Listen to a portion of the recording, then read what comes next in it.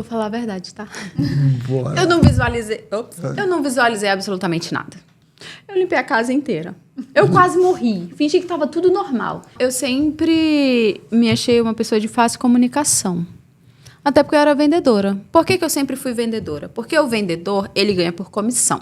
Então, quanto mais eu vendo, mais eu ganho. Qualquer projeto de qualquer escritório de arquitetura hoje tem que seguir essas normas, porque senão vai bater na mão do fiscal, você não vai tirar o permit. É obrigatório, não tem para onde correr. E o escritório, ele prepara o projeto completo de acordo com a necessidade do cliente, o que o cliente procura, e depois o engenheiro consegue, junto com o escritório, fazer tudo dentro do código e não tem problema não, é tranquilo. Aí eu olhei para ela e sorry, I não understood, I não understood. Eu queria falar que eu não estava entendendo, porque eu não sabia falar. Ela olhou pra minha cara, você é brasileira? Eu falei, sou. Ela, percebi, primeiro pelo sapato, segundo porque eu não falo nada de inglês. Aí a gente começou a rir. Para direito, em Campina Grande, na Paraíba, foi na Universidade Estadual da Paraíba, eu não passei, claro, né? Como vários de vocês aí em casa que não passaram, não desista. Olá, sejam bem-vindos a mais um episódio do Vida Inteligente na América. E hoje a gente vai estar conversando aqui com uma pessoa empreendedora. Mais uma, né? A gente está trazendo bastante gente empreendedora aqui. Mas eu vou deixar a Joyce, então, falar sobre a nossa convidada de hoje. Olá, então, a nossa convidada de hoje é a Daphne Borsatti. Ela faz projetos arquitetônicos, ela é apaixonada pelo que faz, tem uma super história de determinação e está fazendo história por onde passa. Hoje ela é palestrante também e veio conversar um pouquinho com a gente sobre tudo que está acontecendo aqui nos Estados Unidos na área da construção, da arquitetura, enfim, bem-vinda. Seja bem-vinda, Daphne, é um prazer, é uma honra para nós tê-la aqui. Muito obrigada, a honra é toda minha, é um prazer estar aqui, eu estava super excited para vir aqui, já amo o trabalho de vocês, muito obrigada pelo convite. Obrigado, Daphne, obrigado mesmo. Daphne, assim, ó, aqui a gente gosta de bater aquele papo, de saber, e porque assim, ó, saber sobre as histórias, né? Porque as histórias que incentivam, que motivam outras pessoas, e eu sei que às vezes a tua história ela não vai se encaixar com todo mundo, mas eu sei que tem muita gente que vai olhar, eu posso também. Se ela fez, eu também posso seguir o caminho parecido. Então acaba abrindo muitas portas. Mas então vamos começar por onde? Pelo Brasil, pela Itália, lá por Rondônia, que tal? Perfeito. Eu tenho uma pergunta que era para fazer lá pelo meio, que era muito perguntar, eu estava muito curioso, hoje pensando o dia inteiro nisso aí. Você falou que eu andei sabendo, né? A gente andou olhando aí a tua história, procurando saber. Você falava muito de Europa. Mas por quê? Você tinha preconceito com os Estados Unidos? Uau, como é que eu vou ter preconceito e tô aqui? Mas eu tinha. Vou explicar. Eu venho de uma família muito humilde. Eu sou a segunda filha de 6 filhos de uma mãe solo, né? Então, eu cresci em uma condição social bem aquém, certo?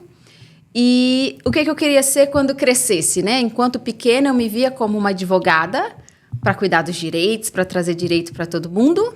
Aí a vida na rede pública me mostrou que não era tão fácil assim, porque eu não conseguiria pagar uma faculdade particular. Então, eu tinha que estudar muito para conseguir entrar numa faculdade pública.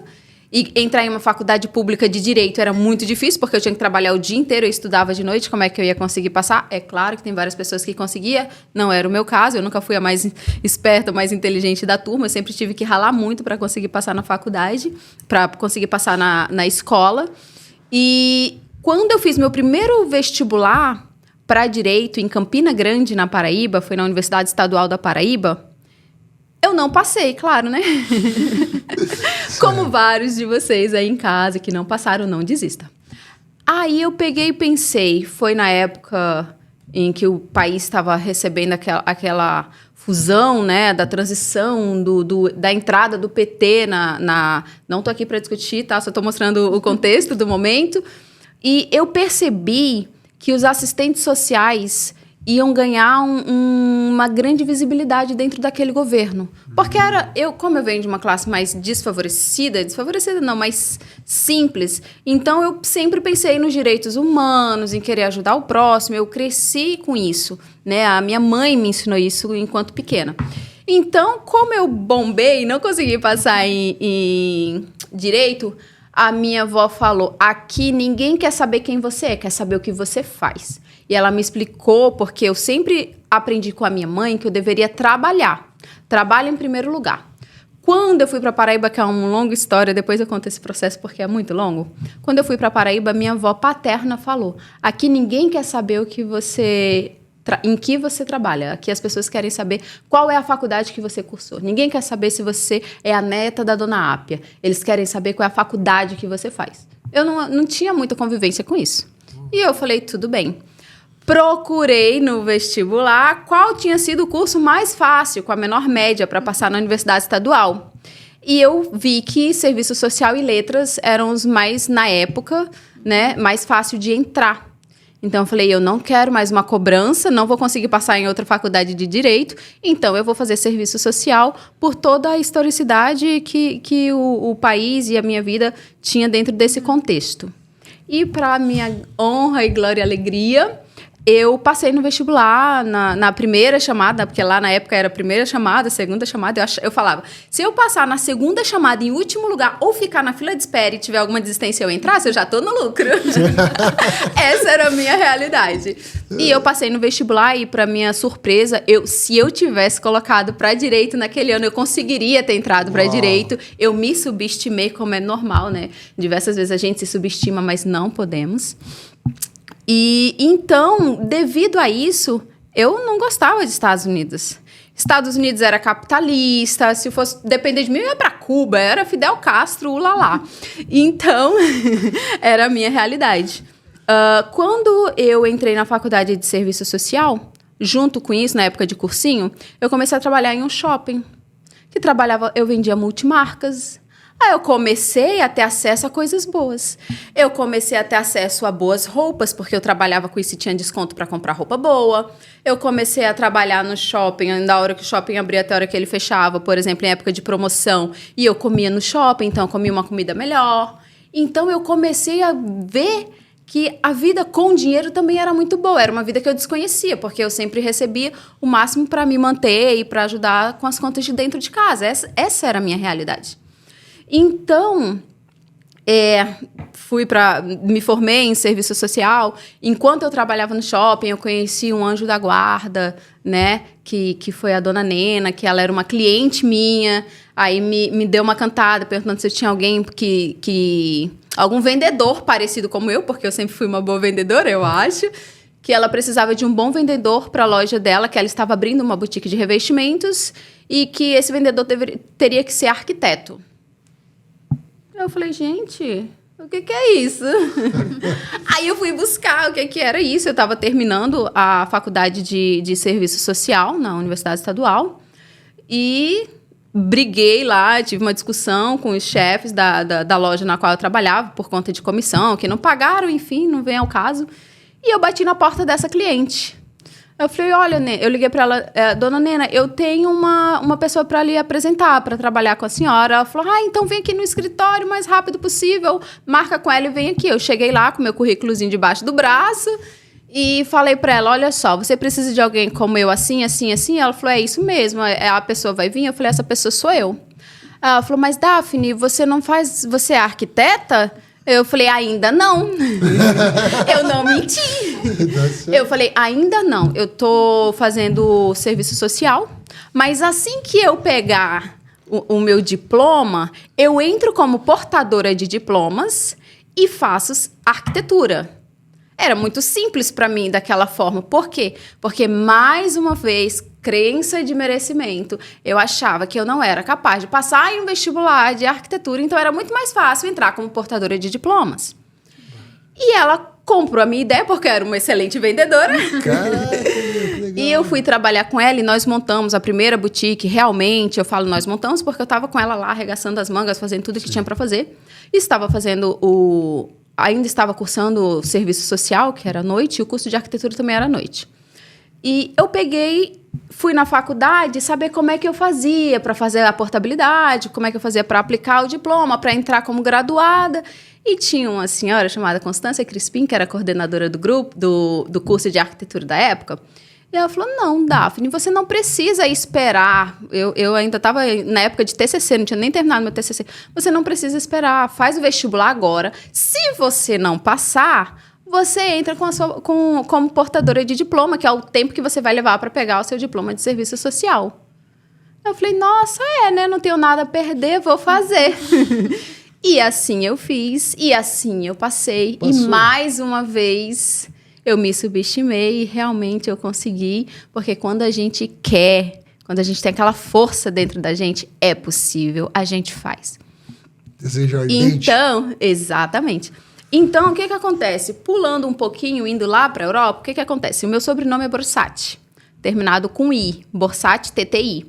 E quando eu já estava ganhando bem, já estava trabalhando na área, já fazia faculdade de arquitetura, eu cursava a faculdade de arquitetura, já trabalhava nas lojas de revestimento, já estava sendo referência lá dentro, porque aonde eu chego, eu sempre tento dar o meu melhor. Se eu não dei o meu melhor é porque era impossível, eu só conseguiria ir até aquele ponto. Na faculdade, tinha feira de arquitetura, eu levei palestrante de empresas gigantescas dentro do Brasil, porque como eu trabalhava com a revenda de algumas grandes empresas de revestimentos, eu tinha contato direto com eles. Então, eu consegui levar palestrante para dentro da faculdade, eu consegui me destacar, eu consegui ficar conhecida, e eu fui participar de muitos eventos para arquitetos, que até então eu não era formada, eu só fazia faculdade. Mas eu trabalhava com muitos arquitetos na cidade de Campina Grande. Eles mandavam um projeto para a gente revisar, para a gente fazer a especificação de materiais. Por isso que eu uso o termo que eu sou uma especificadora de materiais, porque eu trabalhei com especificação de materiais arquitetônicos por 10 anos. Então, eu tenho uma vasta experiência nisso. Então, eu consegui me destacar nesse segmento. Quando eu estava trabalhando nessa área de projetos e já estava ganhando relevância, eu fui para a Europa, porque já tinha um dinheirinho, o dinheiro já sobrava, já estava melhorzinho. E aí eu fui para a Europa a passeio. E quando eu cheguei na Europa, eu fui para uma cidade chamada Granada, fica na Espanha. Ela é um espetáculo. Eu me apaixonei. Eu desci na Espanha, fui com um grupo de Recife, de maestros, eles foram fazer apresentações lá, e eu fui junto com esse grupo, e nós passamos por diversos estados dentro da Europa, e eu me apaixonei. E veio aquela sensação, o Brasil está pequeno para mim. Eu trabalhei em Campina Grande, passei por todos os segmentos. Eu trabalhei por muito tempo com projetos arquitetônicos na área de especificação de materiais. Depois eu fui para uma loja gigantesca que abriu lá de projetos iluminotécnicos. Então eu peguei tudo que eu podia. Depois eu fui para uma construtora. Acabou Campina Grande. Campina Grande estava pequeno. Eu fui para Recife porque já era maior. Deixei meu currículo na Porto Belo, que é uma das maiores nomes hoje do mercado no Brasil, nessa área de revestimentos. Fui contratada na minha primeira reunião, me mudei de Malicuia para Recife. Eu já achei que Recife estava pequeno, cheguei na Europa e falei, pronto, aqui é meu lugar. E nunca passou pela minha cabeça ir para os Estados Unidos, mas quando eu ganhei o primeiro dinheirinho, eu fui ver a Disney, tá? eu vim para cá em 2011, quando eu já estava dentro desse segmento, aí passou, não tinha mais raiva nenhuma com os Estados Unidos, tinha raiva quando era impossível. Eu não tinha nem o sonho de vir para os Estados Unidos, porque era algo tão longe da minha realidade que era impossível sonhar, eu não me permitia nem sonhar com isso, então era mais fácil não gostar dos Estados Unidos. Entendo. Só que isso foi terrível, porque... crença limitante. Crença limitante, e isso foi terrível, porque fez com que eu nunca escutasse música em inglês, nunca assistisse filme em inglês, nunca estudar inglês. Meus 2 vestibulares foram em espanhol, porque era mais fácil, né? Então, assim, essas coisas me limitaram um pouco. E tá tudo bem, porque Deus sempre tem o melhor pra gente. Aí eu fui para a Europa. Quando eu voltei da Europa, eu falei, nossa, eu quero isso para minha vida. Não sou casada, não tenho filhos, não tenho nada que me prenda ao Brasil. Eu vou embora para a Europa. Vou ficar legal? Claro que não. Vou tirar minha cidadania italiana. O que eu fiz? Procurei lá no Facebook empresas na Europa que tirava visto, que tirava documentação, que aplicava para cidadania. Encontrei uma empresa lá. Eu nem me recordo do nome da moça, mas tudo bem.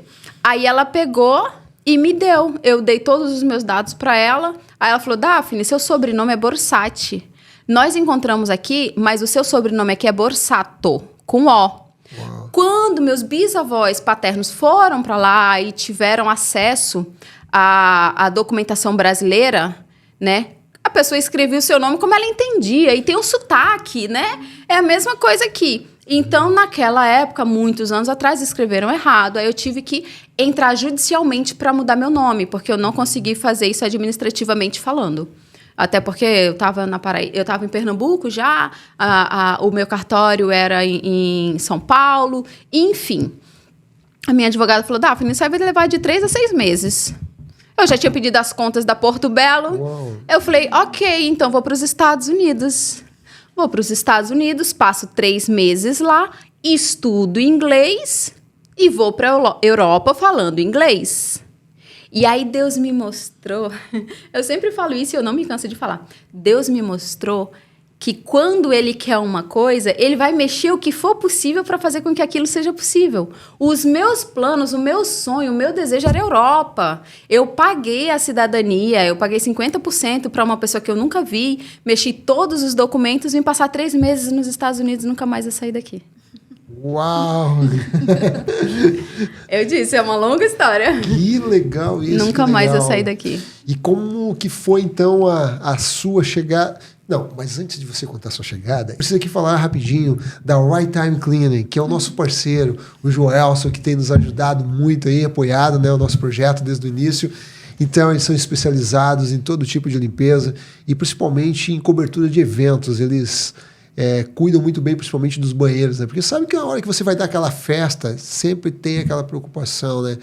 Os banheiros para os convidados. Então, coloca a Right Time lá, tem um pessoal especializado e lá eles vão deixar tudo legal para você se preocupar em cuidar somente dos convidados, não ter que se preocupar com o banheiro. Então, fica tudo aqui abaixo na descrição. Entre em contato com o meu amigo Joelson, esse eu recomendo. Voltando agora para a Daphne novamente, né? Mas antes, não, tem mais um antes, né? Sempre tem, né?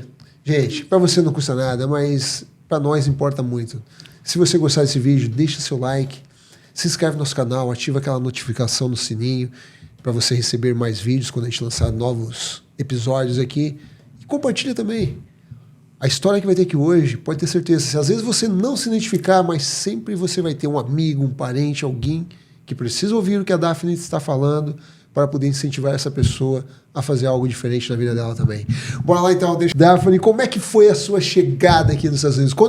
Vamos começar lá no Brasil. Eu gosto de histórias assim. Como que você visualizou Estados Unidos, pegou o avião tal, e vou desembarcar? Você já tinha conhecidos aqui? Conta tudo para nós, por favor. Vou falar a verdade, tá? Bora. Eu não visualizei absolutamente nada. Sério? Eu não visualizei nada. Como que aconteceu? Vim para os Estados Unidos 2 vezes, quando eu estava nessa fase boa, né? Já tinha conhecido o que era o dinheiro de verdade. Então, vim a passeio para os Estados Unidos. Quando eu decidi vir para os Estados Unidos passar 3 meses, eu falei, nossa, eu tenho que tirar o visto do meu irmão mais velho, porque eu já tinha entrado nos Estados Unidos e ele não tinha ido ainda.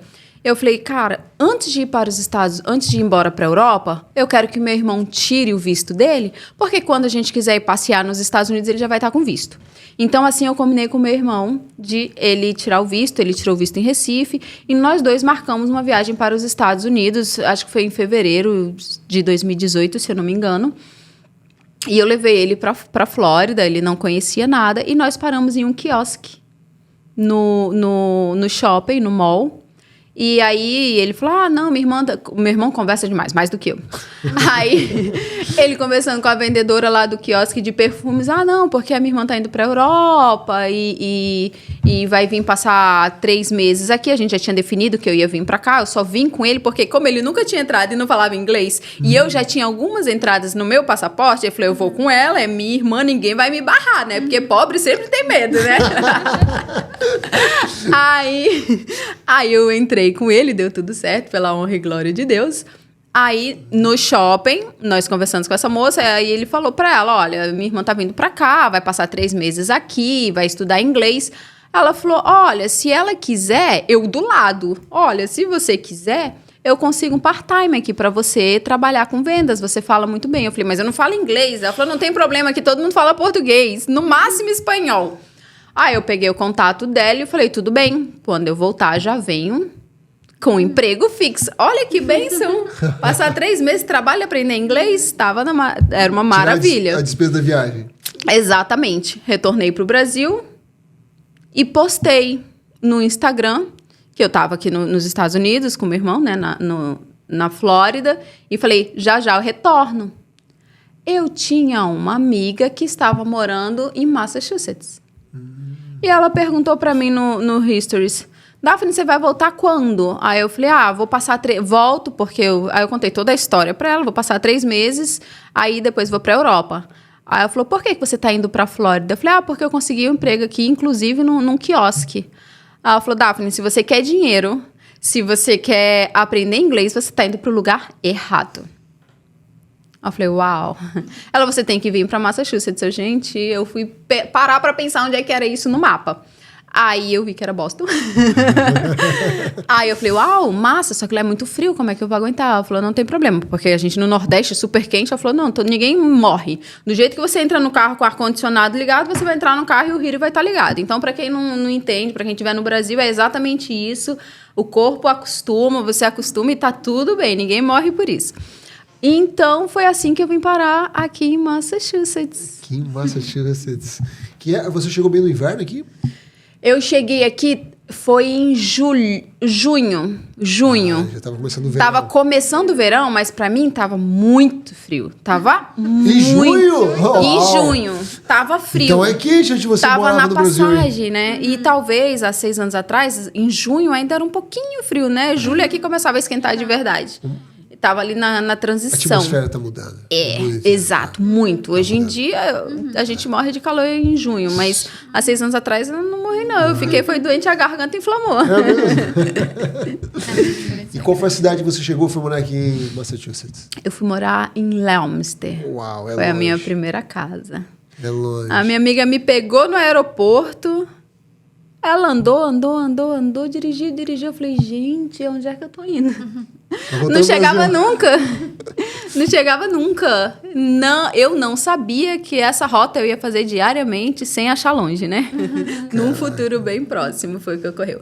Mas foi assim que eu fui parar. Eu fui parar em Leominster, na casa dessa minha colega, que me pegou no aeroporto, me levou para colocar um chip no meu celular, me levou para casa dela e falou, agora eu te viro, agora é com você.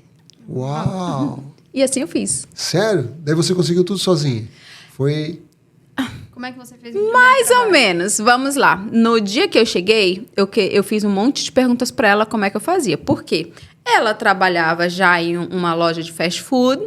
Eu falei, ela vai me encaixar para trabalhar com ela, porque quem tá no Brasil acha que quem tá dentro dos Estados Unidos tem a obrigação de nos receber, nos dar emprego, nos dar comida. Não é assim, tá? E eu pensava assim. Então, quando eu fui perguntando pra ela, eu falei, tá, mas você consegue um trabalho pra mim com você? Eu posso te ajudar, eu faço qualquer coisa, eu vou pra limpeza e tal. Ela falou, não, Daphne, aqui é Estados Unidos, cada um se vira. Eu falei, como é que eu faço pra conseguir trabalho?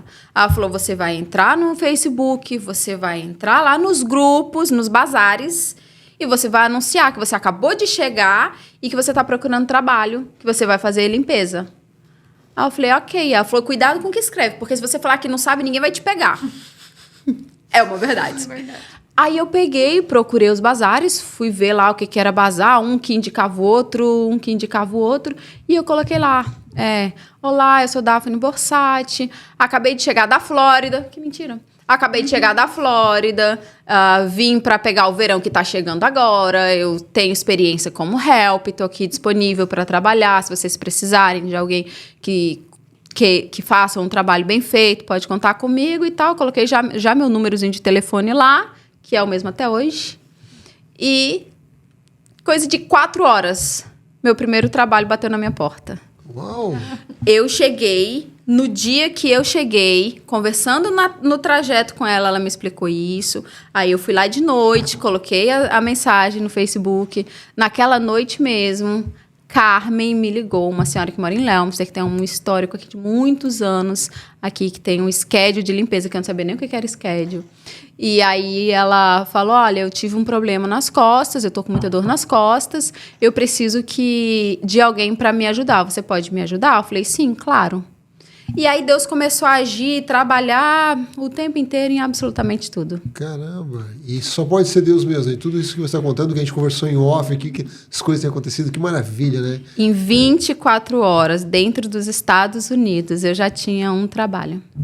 Que benção, que benção. E como é que foi daí pra frente ali? Como foi a sua adaptação na limpeza? Gente, Boa. Foi. senta que lá vem história. O que que acontece? Eu limpei, eu fui pra limpeza com essa senhora. Eu limpei a casa inteira. Eu quase morri. Fingi que tava tudo normal. E ela continuava limpando a cozinha, viu, Carmen? Te amo. Limpei a casa inteira, uma mansão. A Carmen continuava na cozinha. Tudo bem, ela tava com dor nas costas. Aí eu peguei, trabalhei com ela o dia todo. Ela amou, falou que eu fui muito rápida. E eu fui mesmo, eu sou bem ágil pra fazer as coisas. Detalhe, eu não sabia como fazer a limpeza. Eu esperei minha amiga chegar da loja que ela trabalhava. Ela chegou quase 1h da manhã. Aí eu perguntei pra ela como que é a limpeza aqui, porque eu vi que era seco. O que que significa isso? Ela me mostrou que era com papel. Ela me mostrou que era um Clorox. Ela me ensinou a usar o VEC. No Brasil a gente usa vassoura. E eu, quando montei meu sketch, eu usava vassoura também. Apesar do aspirador de pó, do VEC, eu também usava vassoura. Porque, né, vassoura e rodo é coisa de brasileiro. Então, ela me explicou direitinho. Eu trabalhei com a Carmen no dia seguinte, acho que isso foi numa quarta-feira, não tenho certeza. Vamos fazer os cálculos agora. Trabalhei com a Carmen na quarta. Ela gostou, mandou mensagem, falou para eu trabalhar com ela na quinta. Ela gostou, mandou mensagem, falou para eu trabalhar com ela na sexta. Ela gostou, mandou mensagem, me chamou para tomar café no sábado. Uau! Nós não trabalhamos. Aí ela falou, Daphne, eu percebi que você tá meia com a energia baixa ontem, que seria sexta-feira. Tá acontecendo alguma coisa? Eu falei, não, tá tudo bem. Ela, tá acontecendo sim, alguma coisa é lá onde você tá ficando, né? Eu falei, não, tá tudo bem. Só que eu me senti incomodando. A minha amiga me levou pra lá, eu não entendia o que era ser busy. Eu escutava tanto isso, eu não sabia o que era isso, literalmente. Eu não entendia que era uma pessoa ser muito busy. Ela era muito busy, chegava em casa muito cansada, se trancava no quarto. Pra mim, ela tinha algum problema pessoal comigo e eu queria sair daquela casa de qualquer jeito e não tinha nada a ver. Hoje eu entendo.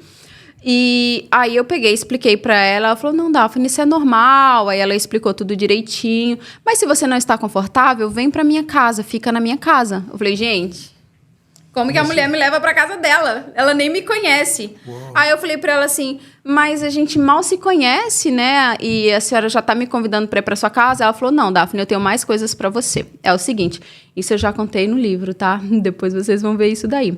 Aí... Devo um livro para vocês, vou trazer. Já escreveu um livro? Essa a gente não sabia. Fizemos em collab com outras histórias motivadoras aqui, que mulheres legal. sobre salto. É lindo, depois a gente fala sobre comprar, ele. Então. Tá. Vamos falar sobre ele. Aí ela pegou e falou para mim, Daphne, é o seguinte, eu tô falando, tá, porque não pediu segredo, assim, todo mundo já sabe, então não tem problema nenhum falar. Ela falou, Daphne, é o seguinte, eu descobri um câncer. Uau. Eu trabalhei com ela quarta, quinta, sexta. No sábado, eu fui tomar café com ela, tá? 3 dias, literalmente, que eu conhecia ela. Ela falou, Daphne, eu tô com um câncer em um dos seios. Eu tô indo no médico na segunda-feira. Provavelmente, eu vou ter que operar. E eu preciso de alguém pra cuidar do meu schedule. Essa foi a minha cara. Caraca. Como assim? 3 dias aqui. Aí ela falou, aí eu falei, mas, dona Carmen... A senhora já tem uma equipe, um pessoal que trabalha para a senhora. Eu não conheço nada. Como é que eu vou fazer isso? Como é que a senhora me... Como é que a senhora confia em mim? Se a gente acabou de se conhecer, eu não tenho experiência. A gente se conhece há literalmente 3 dias. A senhora quer que eu vá para sua casa e quer que eu cuide do seu schedule? Aí ela falou, quero. Vi, eu confio no seu olhar, eu confio em você e é você que tem que cuidar das minhas coisas. E ela tinha uma ajudante dela também, que dividiu, que também ficou com um lado e eu fiquei com outro. E nas minhas palestras eu até falo que eu trabalhava 18 horas por dia, até puxaram minha orelha. Daphne, não fala isso, soa como se fosse mentira. Gente, eu trabalhava 18 horas por dia quando eu conseguia contar, imagine quando eu não contava. Por quê? E realmente foi o que aconteceu. Na segunda-feira ela foi pro médico, ela teve que fazer cirurgia. Ela ficou 1 mês afastado. Então, a outra moça que trabalha com ela, que eu nem me recordo o nome, ela cuidava das casas, eu cuidava de uma cliente fixa de Concord que ela tinha. Eu fazia a limpeza de uma fábrica, Georgia Pacific, lá em Leominster. De manhã, às 5 da manhã... Aí eu saía de lá, eu ia limpar a casa, que era uma mansão, passava o dia todinho na casa. Eu saía de lá, eu ia para uma fábrica de peças de avião que tem Ecton, se eu não me engano, eu acho que é isso. Peças de avião que eles faziam. Eu limpava aquela fábrica gigantesca, sozinha. Saía de lá, eu ia para um consultório que tinha em Fitchburg, com várias salinhas de atendimento. E eu saía de lá, isso era para ela. Eu saía de Fitchburg, do lado tem um hospital que eu trabalhava para uma empresa que eu não me recordo o nome, é alguma coisa com águia, que eu consegui no Facebook também. Aí eu fazia o part-time desse outro hospital. E quando eu saía desse último hospital, eu morava na Richard Street, em Leominster. Na esquina tem uma outra sala, um monte de ponto de meu Deus, médico também, vários consultórios. Eu ia pra lá e fazia a limpeza daquilo.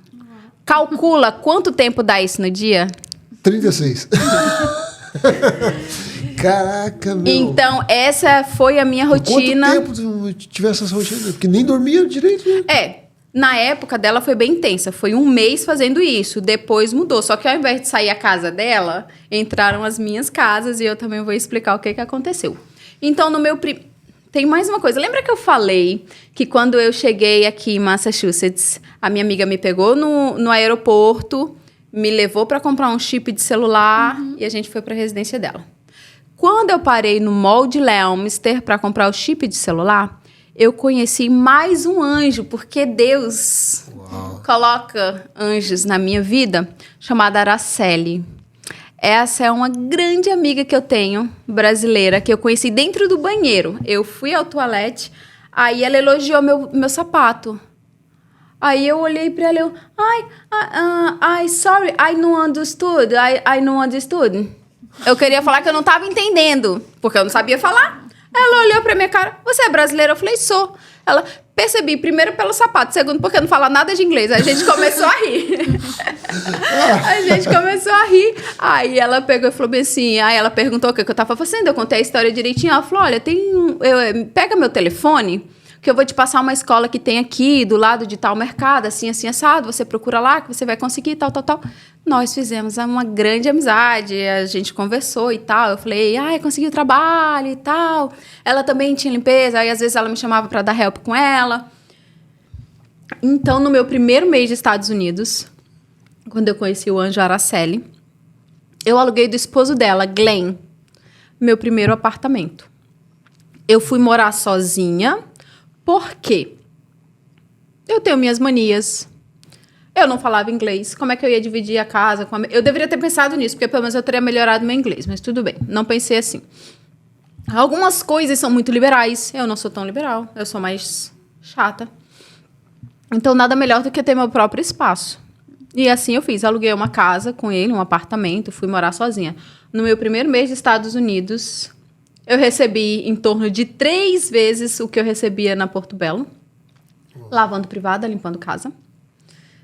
E eu falei, gente, daqui eu não saio mais. No meu primeiro mês de Estados Unidos, a Carmen me pagou por todo aquele trabalho que eu fiz. Eu ganhei um bom dinheiro, aluguei meu apartamento, comprei um carro usado da Carmen por $800. Hoje em dia a gente não acha mais isso, não. Mas eu consegui, ainda parcelei para ela descontar no que ela me devia. E o que eu pensei? Gente, se eu arrumei o primeiro emprego aqui no bazar, eu vou colocar no bazar que eu vou comprar um schedule de limpezas.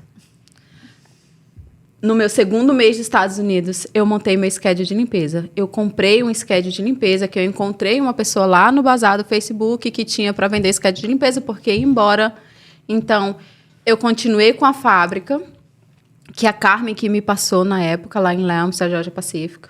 Eu trabalhava nela de manhã. À tarde eu limpava minhas casas. Quando eu saía das minhas casas, eu ia para a fábrica de novo e continuava com 2 hospitais. Um dos hospitais eu já tinha entregado para a Carmen, porque ela voltou, tudo tinha que voltar para ela. E foi assim. E trabalhei. Eu me lembro de 2 vezes dentro dos Estados Unidos que eu cheguei em casa tão cansada que eu só chorava e eu não sabia por que eu estava chorando. Hoje eu entendo que era só o cansaço. Que coisa. Você, depois você continuou trabalhando sozinha? Você colocou funcionárias para você? Não. O que acontece? Eu comprei, a princípio, acho que 6 casas. Eu sei que essas 6 se transformou em 16 depois. Transformou em 16 por indicação, uma indicação aqui, outra ali. Depois eu comprei mais 4. Eu sei que eu fiquei com 16 casas. Então, eu limpava a fábrica, continuava na limpeza, e limpava a fábrica e hospital à noite. E no meu primeiro ano dos Estados Unidos foi inteiro assim. Trabalhando muito, muito, muito, muito, muito. E eu falei, gente, o que eu amo é projetos. Eu quero fazer projeto aqui dentro. Eu sei que é possível, porque o que eu vou fazer? Um desenho, eu achava que era tudo simples. Na minha cabeça, tudo é lindo e tudo é possível. E quando você tem Deus, é possível mesmo. Eu aprendi que quando você tem uma vozinha dentro de você, não sei nem se eu já falei isso para ele, devo ter falado. Quando você tem aquela vozinha que fica ali, eu vou fazer isso, eu vou fazer isso, você tem que fazer, tem que fazer. Isso é a voz do Espírito Santo. Porque se é algo que é benéfico a você, que é bom para você, escuta e vai. A intuição, pode chamar de intuição também quem quiser, para mim é a voz do Espírito Santo e tá tudo bem. Eu sempre tive essa vontade de fazer, de trabalhar na área da construção, de trabalhar na área de projeto. Porque no Brasil eu trabalhei numa loja chamada Espaço 4, que são os 4 segmentos da construção a seco. Para você ver como que Deus nos prepara. Eu não sabia o que era um drywall, eu não sabia como que era construção a seco, piso laminado, eu não sabia de nada disso. Quando eu fui para essa empresa, eu ganhei um aprendizado muito grande e eu dava treinamento para a equipe. Sempre que vinha pessoais, eu dava treinamento. Tinha um pessoal tanto da faculdade de arquitetura quanto dos cursos de designers que a gente levava para lá no meu Instagram, lá 10 anos atrás, tem várias fotos eu ensinando como é que era, apresentando o drywall, apresentando as placas cimentícias, mostrando tudo isso para as pessoas. Então, eu treinava e eu aprendi aquilo. E aqui dentro dos Estados Unidos é isso, né? A construção é seca. Até então, eu não tinha noção. Eu sabia que era drywall e tal, mas me desculpa a minha ignorância, mas eu nunca me debrucei sobre a área da construção americana, porque eu nunca imaginei morar aqui. Quando eu cheguei aqui, isso começou a ficar latente no meu coração. Eu queria porque eu queria. E o que eu fiz? Quem lembra como foi que eu consegui emprego? Fui lá no bazar. No bazar. E coloquei. Oi, eu sou Daphne Borsatti, eu faço projetos arquitetônicos, se você precisar, eu estou à disposição. Aí eu colocava lá, para você que é construtor. Eu deletei um monte, tá? Mas com certeza ainda vai encontrar por aí. Eu colocava lá... você que é da área da construção, construtor, permita que eu vá trabalhar com você, vá ser sua ajudante, vá fazer um estágio não remunerado. Uau. Por quê? Porque eu queria aprender sobre construção, porque era aquilo que eu queria para minha vida. Aí normal, né? Piadinhas e mais piadinhas. Vai lavar roupa, que não é lugar, construção não é lugar para mulher.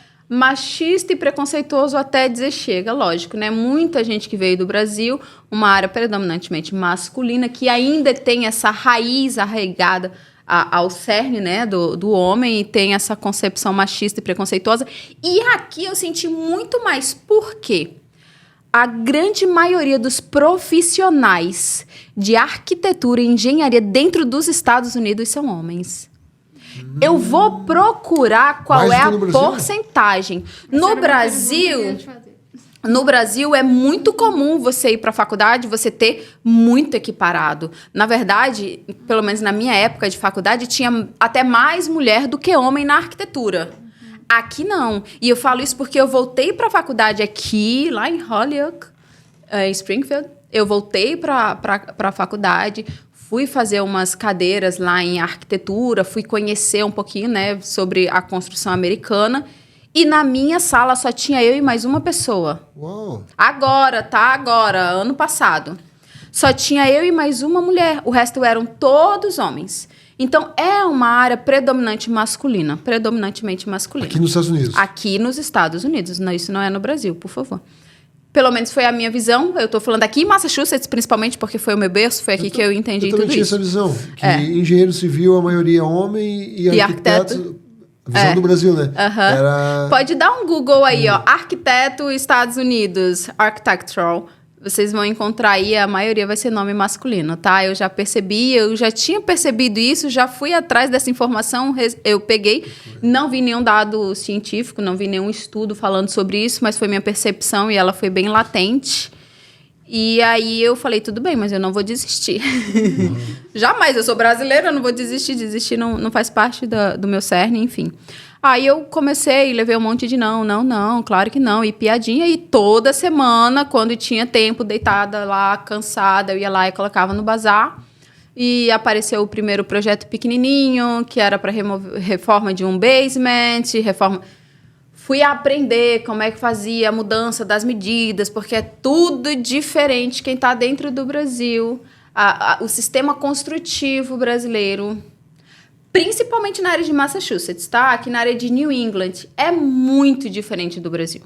Então, fui aprender como que eu consegui entrar dentro da construção. Tem uma amiga minha aqui, a Val, e ela tem um grupo de mulheres e tal, e ela me chamou para ir lá, e eu comecei a fazer propaganda. Foi lá que saiu o primeiro projetinho pequenininho, simples. E aí eu peguei e falei, um dia ela estava na casa de uma amiga nossa que nós temos em comum, a Nicole Fernandes, e eu falei, Val, por favor, você não conhece nenhum construtor? Eu preciso ir para dentro de alguma obra, eu pago para ir para dentro da obra, eu preciso aprender. E ela ligou para ser o Roberto Carlos, outro anjo, outra bênção enviado por Deus, literalmente uma bênção, que ele é pastor e tudo, tem o dom da palavra. E a Val falou para ele, eu tô com uma amiga assim, assim, assado, ela tá procurando oportunidade, mas ninguém dá e tal. Ele falou, tava no speaker, ele falou mais ou menos assim, Val, você sabe como eu sou, se ela não servir pro trabalho, ela nem fica. Eu falei, tudo bem, eu vou mostrar que eu fico. E aí, o que eu fiz? O dia de ir pra lá, de graça, sem pagar nada, porque o aprendizado que ele tava me dando não tinha preço, era na quarta-feira. O que eu fiz? Minha quarta-feira era lotada.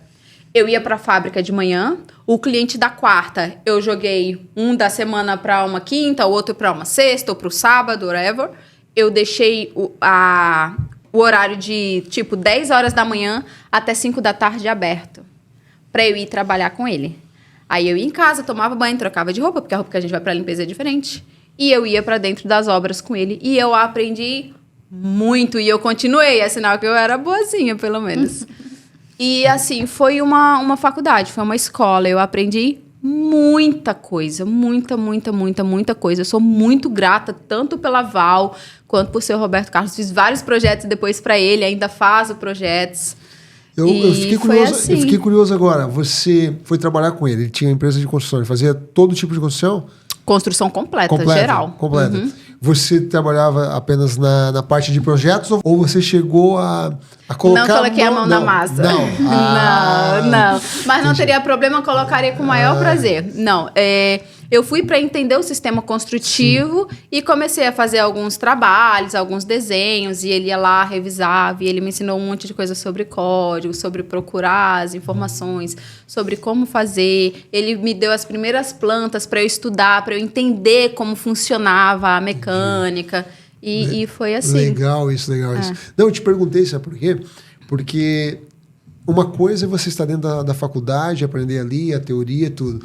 Outra coisa é você mesmo colocar a mão, né? Mas você esteve dentro da obra, você viu como é que funciona. Sim. Mas às vezes eu vejo que as pessoas discutem... Vamos falar de construção, por exemplo. A gente está falando aqui de cores, de como faz isso. Porque às vezes o que coloca no papel, na hora da prática, acontece diferente às vezes. Sim. Né? E quando você tem esse contato, com certeza é muito mais experiência, é muito melhor.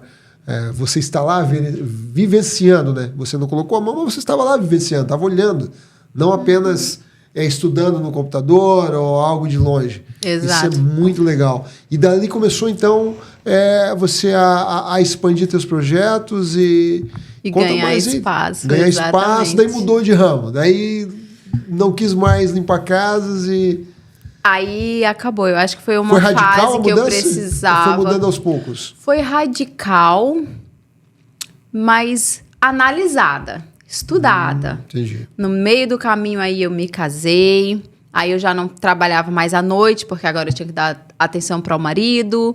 Aí eu utilizava a noite para estudar inglês, porque até então eu trabalhava muito, eu não conseguia falar inglês. Eu sabia que eu só ia conseguir trabalhar na minha área de fato, porque por mais que eu procurei construtores brasileiros que falam português, os clientes são americanos.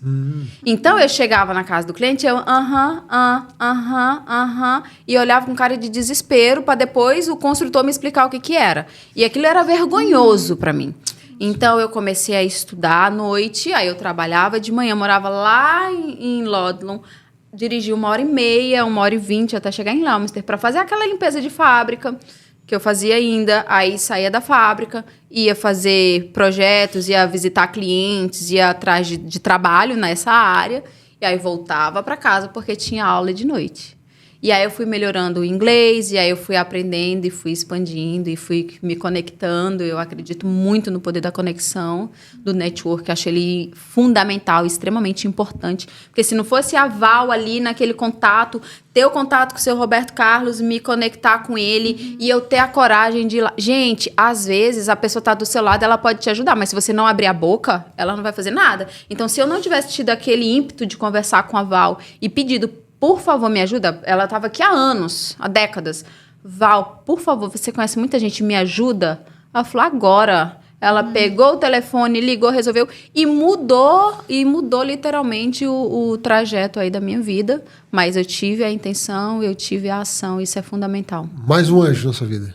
Mais um anjo. Mais um anjo. Mais dois, né? A Val e o seu Roberto Carlos. Uau! Gente, se você acha que não está sendo ajudado por algum anjo, reclama com a Daphne. Acho que ela pegou os anjos tudo para ela. Porque... Mas é legal quando as coisas acontecem assim, né? Fantástico. E hoje, Daphne, você está expandindo a sua empresa, você tem uma sócia também, né? Exato. Me diz, o teu escritório ele fica onde hoje? Como é que está indo esse negócio? Você trabalha... tem uma coisa aqui que é muito importante que ela vai falar. Você que também, às vezes, tem um preconceito de trabalhar com brasileiros, você tem bastante clientes brasileiros, não? Muitos. Vamos lá. É muita coisa para falar nesse pedacinho do que você comentou agora. Primeiro, tem muita gente com preconceito da comunidade brasileira. Porque, infelizmente, existe sim muita gente que não é legal no meio. Mas eu cheguei aqui sem inglês, sozinha, sem conhecer nada nem ninguém. E eu consegui fazer conexões com uma parte muito, muito boa da comunidade brasileira. Eu bati na porta. Eu brinco que eu levei mais de 100 não de diversos construtores. Muitos deles hoje trabalham comigo, mas fazia parte, ninguém me conhecia, quem eu era na esfera. E hoje eu entendo, né? Porque eu não entendia, não. Então, assim, é muito importante dar valor, porque se não fosse a comunidade brasileira, eu nunca teria começado. Então, eu sou extremamente grata. E quando as pessoas reclamam e falam alguma coisa, existe gente ruim, igual a gente tem dentro da nossa família. Igual a gente tem numa escola, na faculdade, no nosso trabalho. Sempre vai ter gente que não é do nosso agrado, que não é bacana. É só você saber separar e identificar com quem você quer. Porque as pessoas com as quais você conversa não são as pessoas que você coloca na sua mesa. Quem é que você quer na sua mesa? Né? Então, é mais ou menos isso. Um ponto. O segundo ponto é com relação à sociedade, né? A de Bioarchitectural Design, ela é um escritório de projetos arquitetônicos. Ela não é a Daphne Borsatti. Ela é um escritório de projetos arquitetônicos nos quais nós temos arquitetos e engenheiros no Brasil prestando serviço para essa empresa. Daphne, mas eles não têm licença. Ok, eu também tenho arquitetos e engenheiros americanos licenciados prestando serviço para minha empresa. Eu aprendi que para você ser dona de um hospital, você não precisa ser médico. E vice-versa. Então, o que eu fiz? Montei uma equipe de excelência para atuar, para trazer excelência para os meus clientes. Mas, gente, eu não tinha tanto conhecimento. O que eu precisava? Eu sempre tive sede de aprendizado. Eu sempre busquei aprendizado. E no Facebook, no Instagram da vida, eu encontrei uma pessoa que tinha um curso para arquitetos. O nome dela é Daniela Castro. Ela foi pioneira, ela criou o primeiro curso para profissionais da área de arquitetura, engenharia, designers e afins. em português. Ela ensinava brasileiros como preparar toda a sua documentação, ter noção da construção americana para sair do Brasil legalmente com visto para trabalhar na área aqui dentro dos Estados Unidos. Uau, que legal. Eu achei isso fantástico. Fantástico. Eu falei, uau, porque quando eu cheguei, há 6 anos atrás, não existia isso. E todo mundo que falava na internet falava em inglês. Então foi muito difícil para eu aprender. Imagino. Só que depois disso, há 4 anos atrás, eu encontrei a Daniela. Já tinha 1 ano que eu estava, mais ou menos, que eu estava na área. E eu encontrei a Daniela, comprei o curso dela. Fiquei bem triste na época, porque eu queria aprender tudo sobre projetos arquitetônicos. Eu queria ver as plantas, eu queria ver quais eram... Eu queria ver absolutamente tudo. E não era isso que ela estava vendendo. O que ela estava vendendo era literalmente o que ela tinha entregado, que era um conhecimento prévio sobre absolutamente tudo e uma história de sucesso de diversas pessoas, diversos alunos que vieram e que deram certo. Só que eu já estava aqui dentro. Eu não queria trabalhar em um escritório de arquitetura. O que eu poderia fazer? Como é que eu poderia trabalhar no meu segmento? E aí eu comprei a mentoria e a gente fez uma amizade. E dessa amizade, ela tem 20 anos de experiência. Ela tem um currículo assim, excepcional. Ela trabalhou apenas nos maiores e mais importantes escritórios de arquiteturas americanas de Nova York. Caramba. Ela tem projetos e participou de projetos no mundo inteiro. Uau. Aí fica a dica.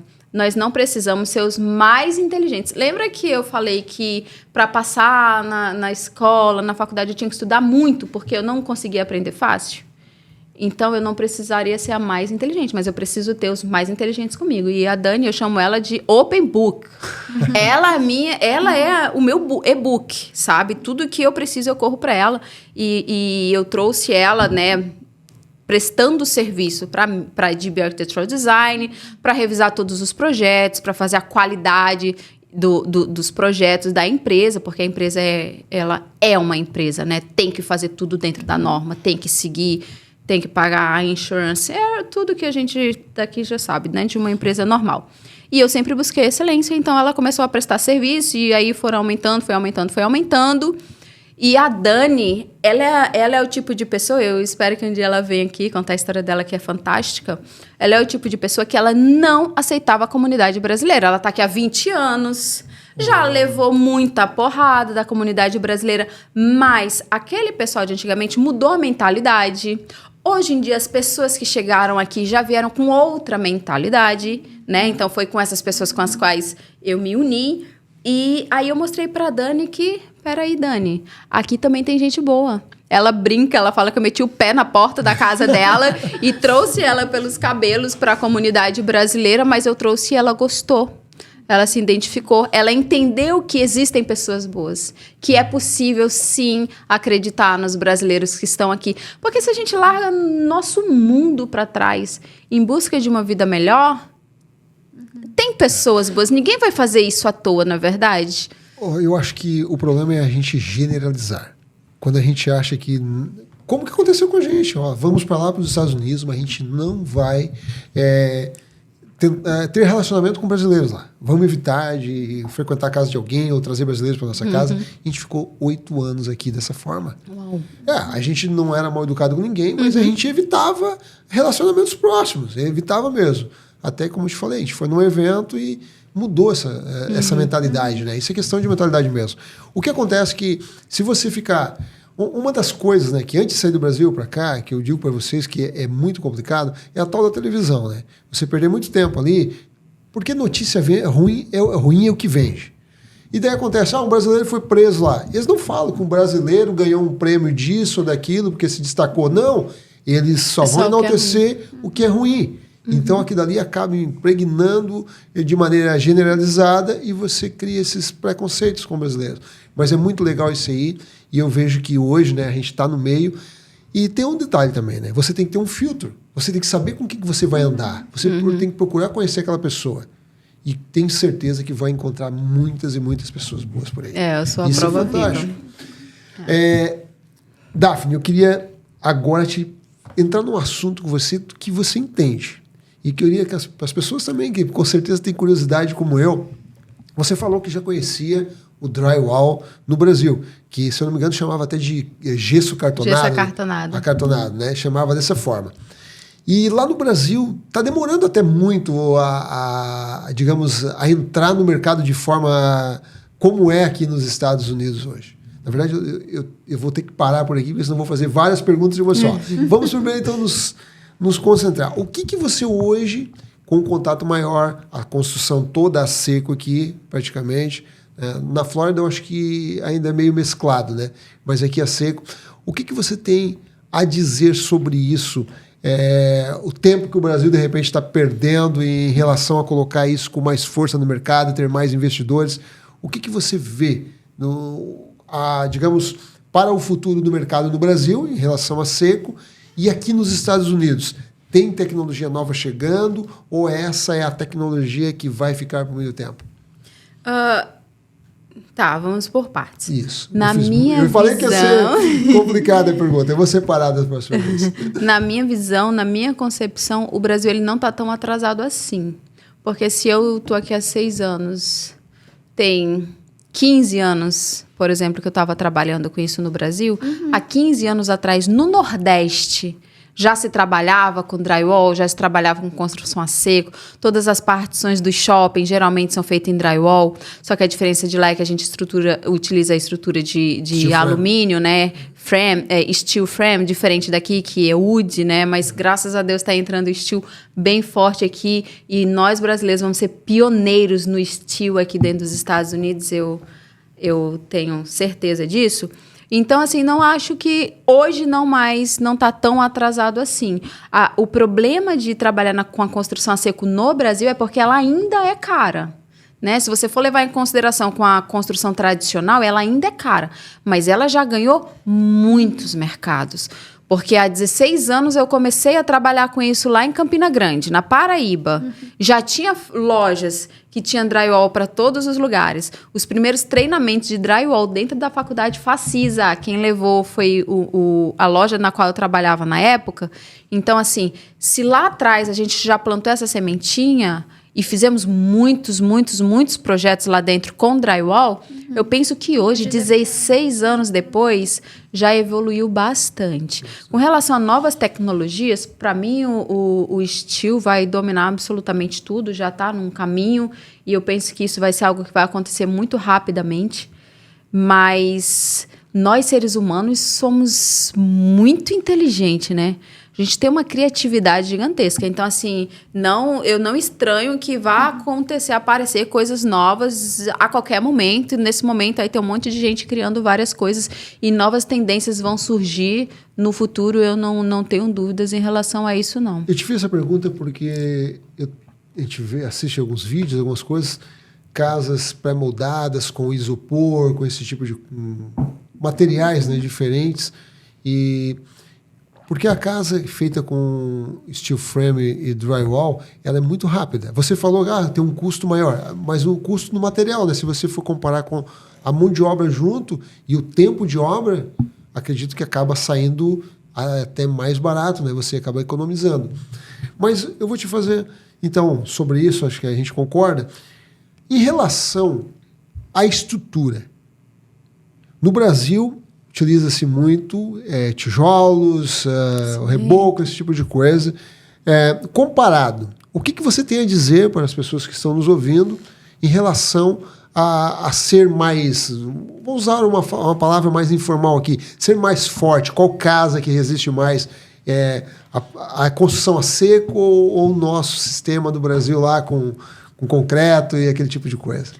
Hoje em dia, ambas são seguras, né? Hoje em dia existe um código que regulamenta a vida útil de cada estrutura, que ela vai muito além. Aqui em Massachusetts, nós temos casas feitas de wood, de madeira, centenárias, né? Mas a gente tem casas aí que, por norma, diria que aquilo ali ela tem que durar por no mínimo 40 anos, por exemplo.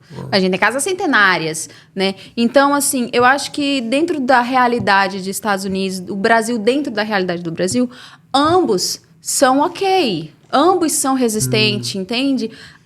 Porém, por que eu sou defensora da construção a seco? eu já comentei isso e deve ter até vídeos aí meu falando isso. Eu acredito na construção inteligente. Por que você vai fazer o que a gente tinha antes como peão, né? A pessoa que está ali encarregada daquela obra. Por que você vai fazer ele ter um trabalho árduo? Para que ele vai passar o dia inteiro debaixo de um sol carregando tijolo, carregando cimento? Hoje em dia, a gente não precisa disso. Hoje em dia, nós temos ferramentas. Se a gente trabalha com uma construção a seco, ela é muito mais rápida. É claro que ela é um pouco mais cara, mas se você for colocar na ponta do lápis, como você acabou de falar, tempo de trabalho, o tempo que você vai ter que pagar aquele funcionário para fazer uma construção convencional, o tempo que você vai ter que pagar de imposto para o governo, porque você não paga só o salário do teu funcionário, você tem que pagar o imposto, você tem que pagar um monte de coisa. O tempo que você gasta para fazer uma construção tradicional, se você for para a ponta do lápis, com todos os gastos que você tem, e você for para uma construção uma construção a seco, é gritante. Só que, às vezes, no Brasil, qualquer pessoa mora numa casa simples, está em uma área periférica, vai lá, faz um puxadinho. Aí é mais fácil, porque está na nossa cultura fazer um puxadinho com tijolo, fazer um puxadinho com aquele cimento, todo mundo sabe, já viu, é só colocar, montar e acabou. Coisa que o drywall, que a construção a seco, o drywall é uma marca, tá? É a construção a seco. A construção a seco, ela não está às vistas de todos, não é todo mundo que tem acesso a isso. Mas eu prefiro a construção a seco, porque ela é uma construção limpa, ela não vai deixar desperdício. Se você for calcular desperdício, você é da área. Se você for calcular o desperdício que uma construção tradicional deixa na obra, em vista da construção a seco, não tem comparação. Então, eu sou defensora, assim, 100% da construção a seco, construção limpa, construção... A sujeira, tudo que Exato. E o que você acredita que no Brasil, por exemplo? Porque você sabe que eu coloquei um produto novo no Brasil. Eu tenho que ter as pessoas para testarem, as pessoas para me representarem, venderem, as pessoas para acreditarem, né, indicarem para outros clientes e assim, acaba formando aquela cadeia. Você acredita que nós temos no Brasil hoje construtores com uma mentalidade muito retrógrada que causa um impedimento de aceitação e isso não gera, digamos, uma distribuição maior? E você acha que isso é um dos pontos que tem mais impedido o crescimento mais rápido da construção a seco no Brasil?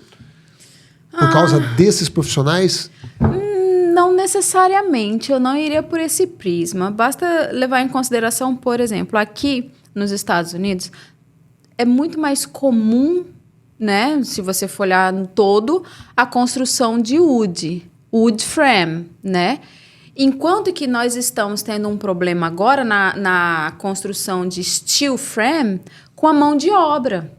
Porque hoje, levando em consideração para o cenário do Brasil, todo pedreiro trabalha com o quê? Olha o nome, pedreiro, pedra, cimento, tijolo. Então, qualquer pessoa sabe trabalhar com isso. Então, é uma coisa que se você abrir vaga, vai ter um monte de gente disponível. Na hora que você vai falar que é construção a seco, ele tem que ter um treinamento, porque ele passou a vida inteira entendendo aquele tipo de construção tradicional. Então, na hora que você vem para uma construção a seco, é uma mão de obra mais qualificada, porque teve que ter um treinamento, porque não é algo que estava acessível a eles a vida inteira. Eles não jogavam bola na rua brincando, vendo uma obra subindo com tijolo. Eles viam uma obra subindo com tijolo, eles não viam uma obra subindo com drywall, com construção a seco.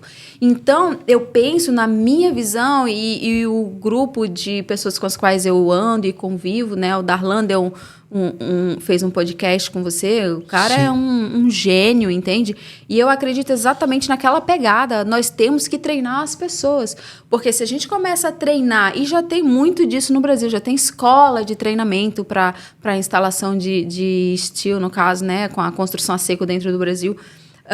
A partir do momento que a gente consegue começar a disseminar isso por todos os lugares, a criança que está jogando bola na rua, ela vai estar vendo subir drywall, ela vai estar vendo o steel frame sendo construído. Então, isso passa a ser algo corriqueiro, comum aos olhos dela. Então, isso não deixa de ser algo estranho, né? Eu acho que é mais ou menos isso mesmo. A mesma coisa vai para o construtor, que o construtor aprendeu com o pai, com os avós, a vida inteira o tipo de construção tradicional. Mas é claro que A tecnologia está aí para isso. Se a gente conseguir pegar as mídias sociais, as redes sociais, para o nosso bem próprio, para a gente aprender, eu não preciso mais de professor de inglês, minha professora não me mate. Eu não preciso de um monte de coisa, porque a internet está aí. Vamos pegar o que tem de bom na internet, vamos aprender. E tem muito construtor com essa mentalidade que já fez a conta do 1 mais 1 e viu que a construção a seca é infinitamente melhor, mais rápida, menos desperdício, e tudo evolui.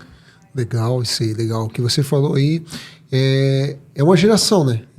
Nós temos que criar uma geração agora com... É que nem a geração dos telefones, né? A geração tecnológica. Eu entendo. Mas, Em breve então... vai estar dominando. Vai estar dominando, com certeza. E é inevitável. Ou você se prepara agora e você pega a onda junto, ou você vai ficar para trás. Igual aquela coisa que o Bill Gates falou há 20 e tantos anos atrás. No futuro só existirão 2 empresas, as que estiverem na internet ou as que não estiverem mais fazendo negócio. Mais ou menos assim essa frase dele. E é o que está acontecendo. E o que vai acontecer futuramente também. Porque a construção a seco, agora eu vou conversar um pouquinho mais contigo sobre isso, porque é interessante. A gente falou no começo que o clima está mudando, correto? Uhum. Aí vamos lá, você é do norte do país, do Brasil, mas a gente é lá do sul. Lá no sul, hoje está cada ano que passa está ficando mais frio. E as casas lá não são preparadas, não são térmicas, como aqui nos Estados Unidos. E quanto mais eles demorarem, mais dificuldade vão passar. Em relação, até queria que você até explicasse melhor isso, porque você tem mais, tem a experiência técnica, mais propriedade para falar.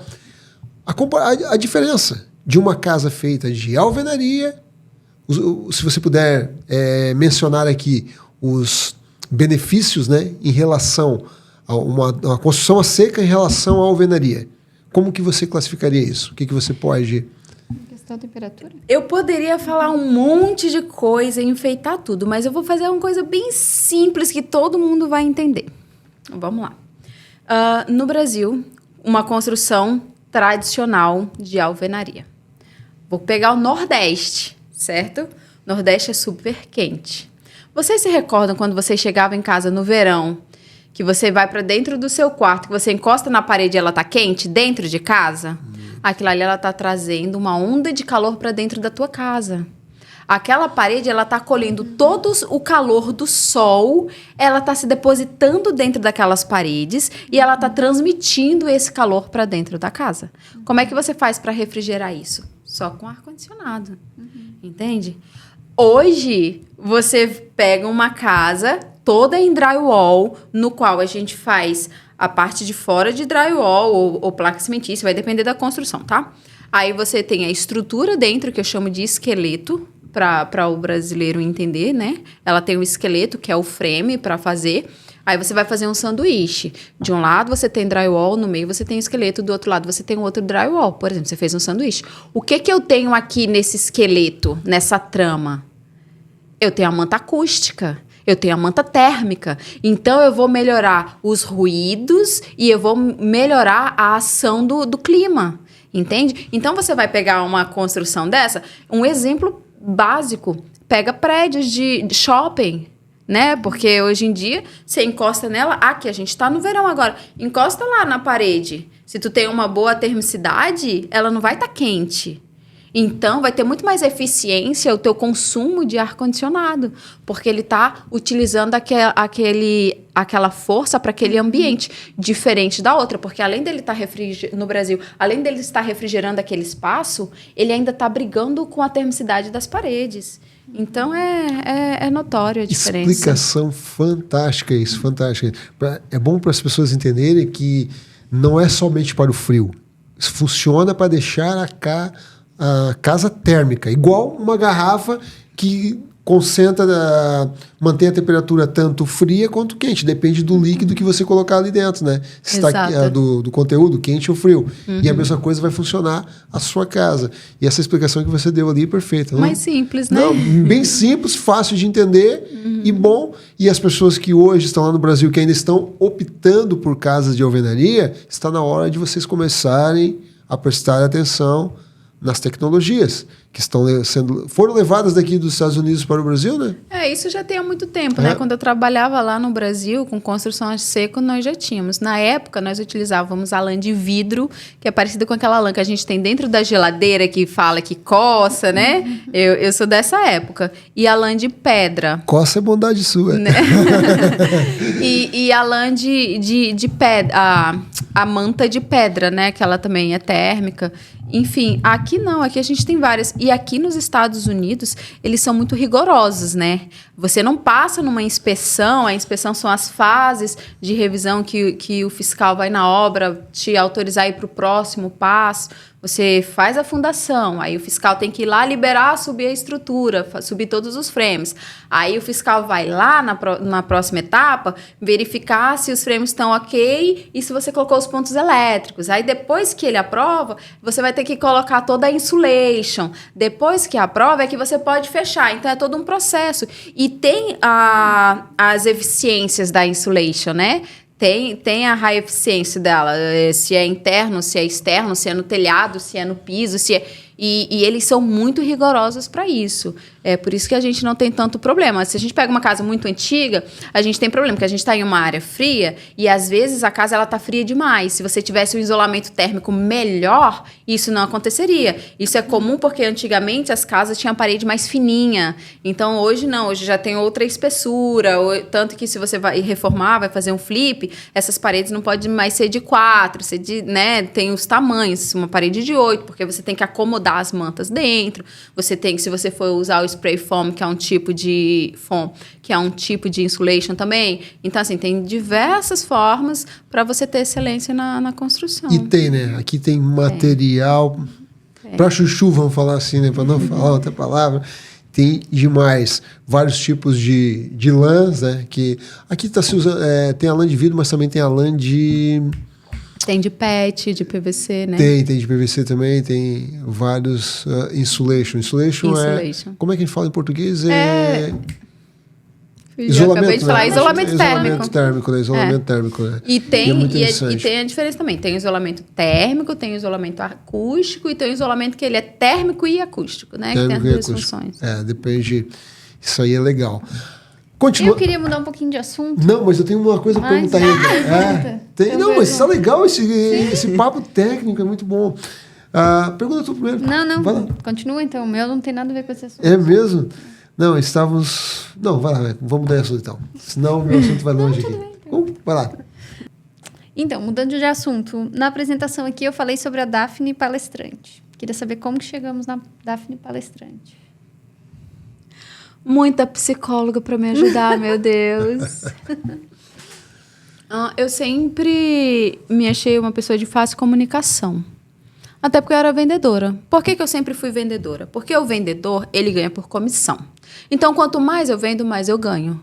E eu tinha que trabalhar muito para ganhar bem. Então, com o poder da fala, era muito fácil fazer boas vendas e ter, no final do mês, um bom dinheiro de retorno. Como é que a gente faz isso quando a gente chega nos Estados Unidos e não fala inglês? Eu vou vender o quê se eu não falo inglês, né? Mas eu peguei os construtores brasileiros. Então, o que eu fiz? Eu fui para algumas mentorias, para alguns eventos, dei uma mudança no meu mindset. Eu consegui visualizar diversas coisas que eu não visualizava. Eu comecei a entender a importância do mentor na nossa vida. E, às vezes, não é só o falar, mas é o compreender. Quando eu entendi que eu precisava de mentores, eu entendi que eu não tinha uma boa dicção. E ainda não tenho, tô trabalhando nisso. Eu entendi que a minha fala... hein? Se ela está dizendo que não chegou, Eu entendi que a minha fala não era tão boa e isso vinha de crenças limitantes do meu passado. Aonde, às vezes, você quer falar e a mãe fala, não fala, aqui não é lugar de fala, né? Então, assim, várias coisas. Na escola, eu não me esqueço nunca, eu fui participar de um festival de música na escola, achando o máximo, comecei lá a cantar, todo mundo aplaudindo, eu errei a letra, todo mundo vaiou. Então, tipo assim, ficou um trauma que o método CIS me ajudou, não sei se podia falar. Pode. Ficou um trauma muito grande e eu tinha um problema em me expor. Sempre que eu ia fazer uma foto para postar no Instagram, às vezes eu ainda faço isso, tem que tirar 30 vezes. Mas nunca estava bom. Nunca estava bom. E sempre que eu gravava um vídeo, eu sempre gravava aquele vídeo 30 vezes. Nunca estava bom. Quando eu comecei a ter mentores, eu entendi que eu não preciso fazer perfeito. Eu tenho que fazer. Independente do perfeito, porque a perfeição ela vem com o tempo, ninguém é perfeito. Mas é melhor o feito do que o não feito. Então, com isso, eu fiz o método CIS, que foi um divisor de águas na minha vida, literalmente, assim, mudou muito a minha forma de pensar, minha forma de me ver, de entender mais quem é a Daphne Luana, filha da Joana d'Arc, entende? Não a Daphne empresária, a Daphne que saiu da limpeza e criou um empreendimento, um escritório de sucesso, que é reconhecida, que está no palco. Não, é a Daphne lá na sua essência. E aí eu entendi que eu precisava de um psicólogo, e eu fiz muito trabalho com psicólogo, eu trabalhei 1 ano e meio, nunca tinha feito, achava que eu não precisava, não tinha tempo para isso. E aí eu vi que realmente eu precisava, e foi quando eu entendi que não adiantava eu ficar procurando perfeição, não adiantava eu querer botar a maquiagem mais forte. Hoje eu ainda uso muito filtro, porque ninguém é obrigado a me ver feio, mas a Daniela, minha amiga e sócia em outro segmento, que depois eu vou comentar com vocês, que é a Construction Fusion, ela sempre fala, Daphne, não precisa de filtro, seja você mesmo.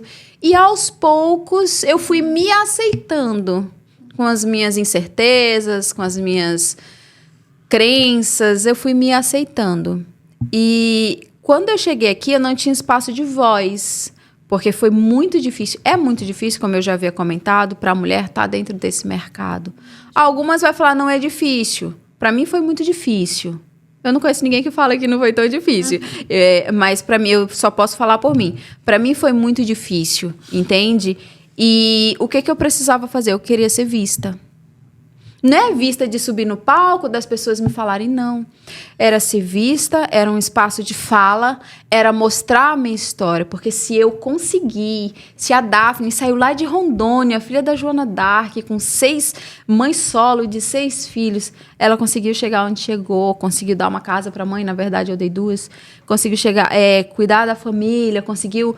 Lembra que eu falei que paguei a assessoria lá na Europa? Sim. O que eu fiz com esse dinheiro? Eu não fui para a Europa. Eu ia perder, era em euro. Eu mandei a minha irmã, que morava no Brasil, hoje ela é cidadã italiana, entende? Então, assim, eu sempre cuidei dos meus. E Deus tem me edificado para cuidar cada vez mais. Amém. Então, eu entendi que eu precisava ter esse espaço de fala. E eu comecei a pagar para subir em alguns palcos. Eu comecei a frequentar eventos. Eu comecei a falar, porque aqui no chão é muito fácil eu me comunicar com todo mundo. Eu consigo ter isso no cara a cara. Lá em cima eu me travava, lá em cima eu passava mal, lá em cima me dava gastrite. Mas quando eu comecei a subir, quando eu comecei a contar a minha história, a minha jornada, e as pessoas começaram a falar, nossa, se você conseguir, eu consigo. Ó, parabéns, que bom, é sinal que se a gente persistir, a gente vai conseguir. Isso foi me edificando, e foi me deixando cada vez mais forte. E hoje tem sido mais leve. Mais tranquila. E tem muitos eventos por vir? Tem um bocado aí. O próximo Construction Connect do Bruno, lá em Portugal, dia 12 de outubro, em Portugal. Construction Connection USA. Não perca o próximo. A gente acabou de... USA. USA. Yeah. Continua mesmo Construction Connect USA, é o mesmo. Porque é a logo, né? Já... Eu não sei se Portugal vai usar USA, né? Certo, boa pergunta mesmo. Mas tudo bem, Construction Connection, a gente sabe que é. Aí depende do país, de repente eles mudam a sigla final, mas foi um evento. O que você pôde, esse evento veio várias pessoas assim com muitos assuntos diferentes, agregando no meio. O que você assim tirou de mais importante desse evento que você participou no último final de semana? Eu havia comentado que eu tenho vindo de um leque de mentores muito grande. Penso eu que não todos, seria impossível, mas no último 1 ano e meio, menos de 2 anos, eu tenho me alimentado 100% de mentoria e eu não sou uma obesa de informação, porque tem muita gente que faz mentoria que é obesa de informação porque ela não usa aquilo. Se você pegar pessoas que me conhecem aqui desde quando eu cheguei, é nítido, assim, todas elas conversam comigo a minha evolução, porque eu busquei, porque eu fiz o que... A gente busca o mentor para ele nos mostrar o caminho mais curto, né? Porque ele já passou por diversas coisas que ele pode nos ajudar a não ter que passar por determinadas dores. E assim eu fiz, eu tenho seguido a cartilha, assim, ao pé da letra. E eu passei por muitos eventos nos últimos 1 ano e meio, quase 2 anos. Nenhum dos eventos nos quais eu fui para o primeiro evento do Bruno lá na Flórida, eu estava lá com ele, eu subi no palco dele, foi a primeira vez, eu acho que foi, se não foi no dele, foi do Murilo, do Flowers. Eu não sei se foi no dele ou se foi no Murilo, mas ou se ele não foi o primeiro, ele foi o segundo. Eu subi lá que nem uma vara verde, me tremendo. E eu passei por diversos, fui para muitos, penso eu que fui para os melhores do Brasil, né? Porque em inglês eu ainda não conseguiria ir, mas estou estudando para isso. Eu nunca vi a presença de Deus tão forte em um local na minha vida. O único local que eu vi a presença de Deus, como eu vi ali, era dentro da igreja. Foi o único local. E pela primeira vez, eu fui tão impactada com o que aconteceu ali, foi surreal. Penso eu que dificilmente eu vou viver aquilo novamente. Isso foi uma semana? Esse final de semana que passou no último dia 27 de julho, no caso, né? Construction Connect USA, do Bruno Monteiro, construtor lá da Flórida, no qual o nosso escritório hoje trabalha com ele, faz os projetos arquitetônicos dele. E eu gostaria de honrar também ele, porque de todos os mentores que eu tive, cada um teve a sua importância, mas dentro do meu segmento, né, ele foi o mais importante. Eu escutei uma vez de um mentor chamado Alexandre Duran, ele falou para mim: Daphne, para de pagar mentoria. Foca e busque alguém na tua área. Eu falei, não tem ninguém na minha área. Não tinha, né? Porque agora tem o Bruno. Eu comecei com ele, estava lá no palco dele no primeiro. Eu penso ser um case de sucesso para ele, porque tanto eu quanto a Daniela Castro, nós, dentro desse segmento, conseguimos nos destacar e evoluir muito, assim como diversos mentorados dele também cresceram significativamente. Então, eu sou muito grata por todos os conselhos e pelo caminho que ele nos fez percorrer. E fica a dica, se você é da área de estética, se você procura alguém na área de estética, se você é da área da construção, procure alguém na área da construção. Pegue o seu nicho, foque no que você faz, porque senão a gente sai atirando para todo lado e a gente só perde dinheiro e depois a gente desacredita daquilo e aí a gente não quer e a gente olha aquilo com maus olhos. Mas a mentoria, ela literalmente mudou a minha vida, ela me levou para um novo level. Pô, que legal, hein? Que legal. Então, olha aí, mais uma dica aí de mentoria. Você que está comprando o curso aqui, a colar, toma cuidado. E eu quero falar uma coisa aqui, que tem um livro, você já leu Pense em Riqueza, de Napoleão Hill? Uhum. Tem algo lá que até marquei aqui, né?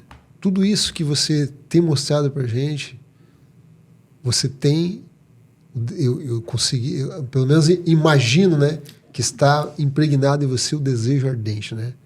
Igual aquela história daquele cara que disse, eu vou me tornar sócio do Thomas Edison, que foi o maior inventor, porque ele não inventou só a lâmpada, tá? Se você procurar, ele inventou várias coisas, mas foi um dos feitos mais importantes, né?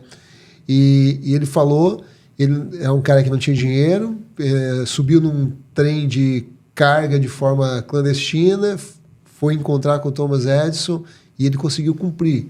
Por quê? Porque ele tinha realmente um desejo ardente de fazer.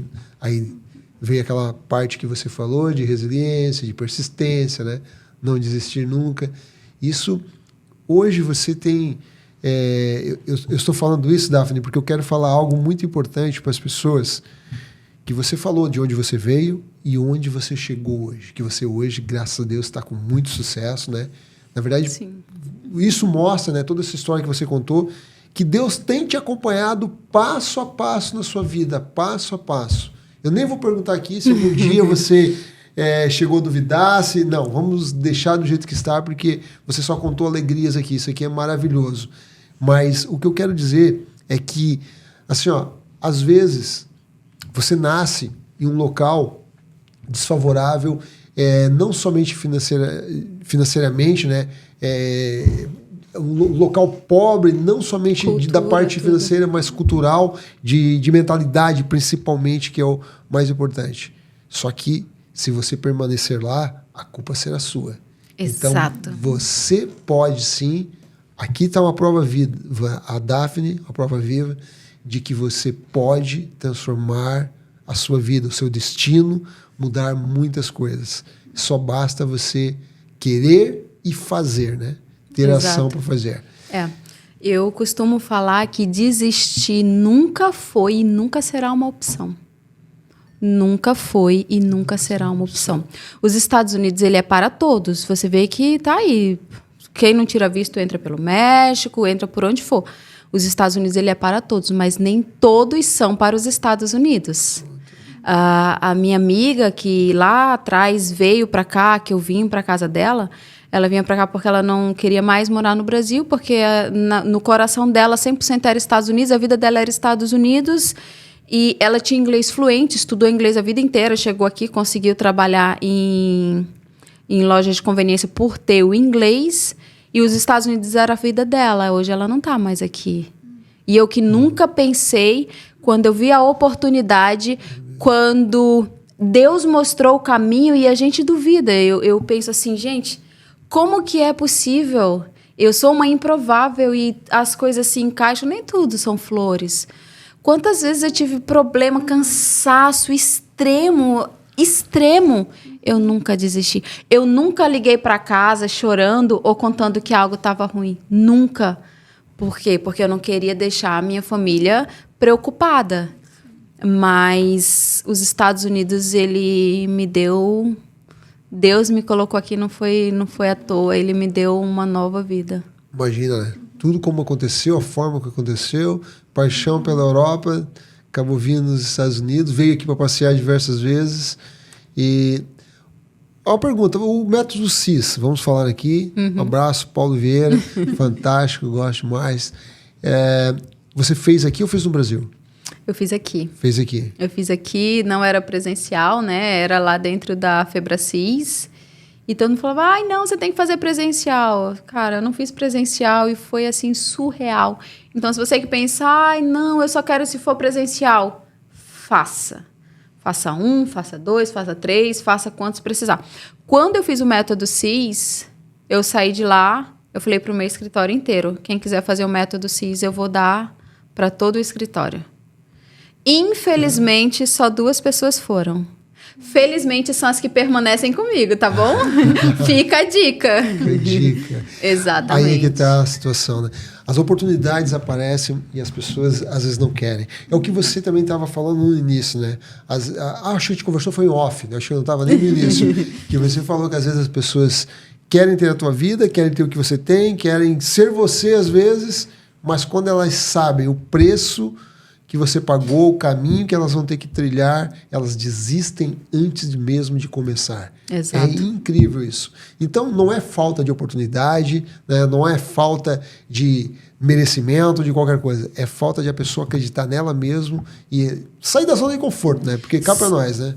Essa zona de conforto tem segurado muito a gente lá. Sair da zona de conforto, é exatamente isso. E acreditar em si mesmo, nem sempre eu acreditei. Eu só tinha o sonho e eu corri atrás e tentei fazer, e estou tentando fazer. Eu tenho uma longa jornada, eu sei aonde eu vou chegar. Eu tô no comecinho, eu sou uma areiazinha na praia. Mas, mesmo que você desacredite, continue, faça. Porque quando nem eu acreditava em mim mesmo, eu continuei fazendo, porque eu sabia que o que eu ia ganhar se eu desistisse. Mas se eu permanecesse, eu ia poder ganhar alguma coisa. Então, assim, não desisti. Mesmo quando eu achava impossível, nada é impossível. Para o meu Deus, nada é impossível. Eu sou prova viva disso. Então, Coloca o pé que Deus te dá o chão e acabou. Não desista. Vai ter momentos que você quer desistir, que você quer jogar tudo pro alto, que eu falo, eu quero ir embora, quero minha casa, né? Hoje em dia não falo mais porque aqui já é a minha casa, eu já vejo como tal. E não desista, não desista. Perfeito. Em relação ao seu trabalho, você trabalha somente com construções novas? Voltando na construção, tá? Desculpa, se tiver mais alguma pergunta pessoal, pode fazer. Você trabalha com reformas também? Trabalha também? Nós trabalhamos com tudo que tange projetos arquitetônicos e estruturais dentro da construção. Aqui nos Estados Unidos, né, como você sabe, mas algumas pessoas que possam estar assistindo no Brasil talvez não saibam, nós precisamos... O cliente liga para o construtor. Quero reformar minha casa. Quero fazer uma adição. Quero trocar a bacia sanitária de lugar e tal. O que eu preciso fazer? Você precisa primeiro do construtor. Legal. Qual é o segundo passo? Nem sempre o cliente vai saber qual é o segundo passo. Aqui nos Estados Unidos, a gente precisa de um projeto para toda e qualquer coisa que você vai fazer. Você quer fazer um deck, você quer fazer um sunroom, você quer fazer uma adição, você quer fazer uma new construction, o que você quiser fazer no que tange reforma residencial ou comercial, você precisa de um projeto. Então, hoje, o nosso escritório trabalha com projetos arquitetônicos, estruturais, comerciais e residenciais, independente do tamanho. Desde o mais simples ao mais elevado. Hoje a gente tem projeto de condomínio aí sendo produzido. Oh, que maravilha. E como que as pessoas fazem, se as pessoas quiserem te contratar, como que elas fazem para entrar em contato com você? Pode deixar o contato, enfim, vai lá. Por favor, eu gostaria primeiro de pedir para que todos vocês, por favor, dêem uma entradinha no meu Instagram, dá uma olhadinha nos nossos projetos, ver o que a gente tem publicado lá, ver se te agrada, se você se identificou, você pode mandar uma mensagem no direct. Lá tem um link que vai te mandar direto para o WhatsApp, lá tem e-mail e lá tem telefone.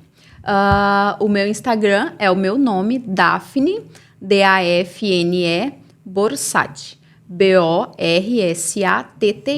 Daphne Borsatti. Aí vocês vão encontrar lá de Bioarchitectural Design, que é o nome do escritório que toda a equipe trabalha. Perfeito. Se eu não deixar aqui agora, no começo do vídeo, quando a gente apresentou ela, está lá o @ dela. Mas a gente vai colocar abaixo aqui na descrição também. Então se você quiser contratar a Daphne, é só seguir o que ela passou para vocês. O que mais aí? Pergunta deve ter, né? Porque escrevi um livro. Mas tu já encerrou? Não que encerrei nada. Algumas já foram. Daphne, quais habilidades você acha mais importante para os arquitetos que queiram se destacar no mercado americano? Você está falando para os arquitetos brasileiros? Para a comunidade brasileira?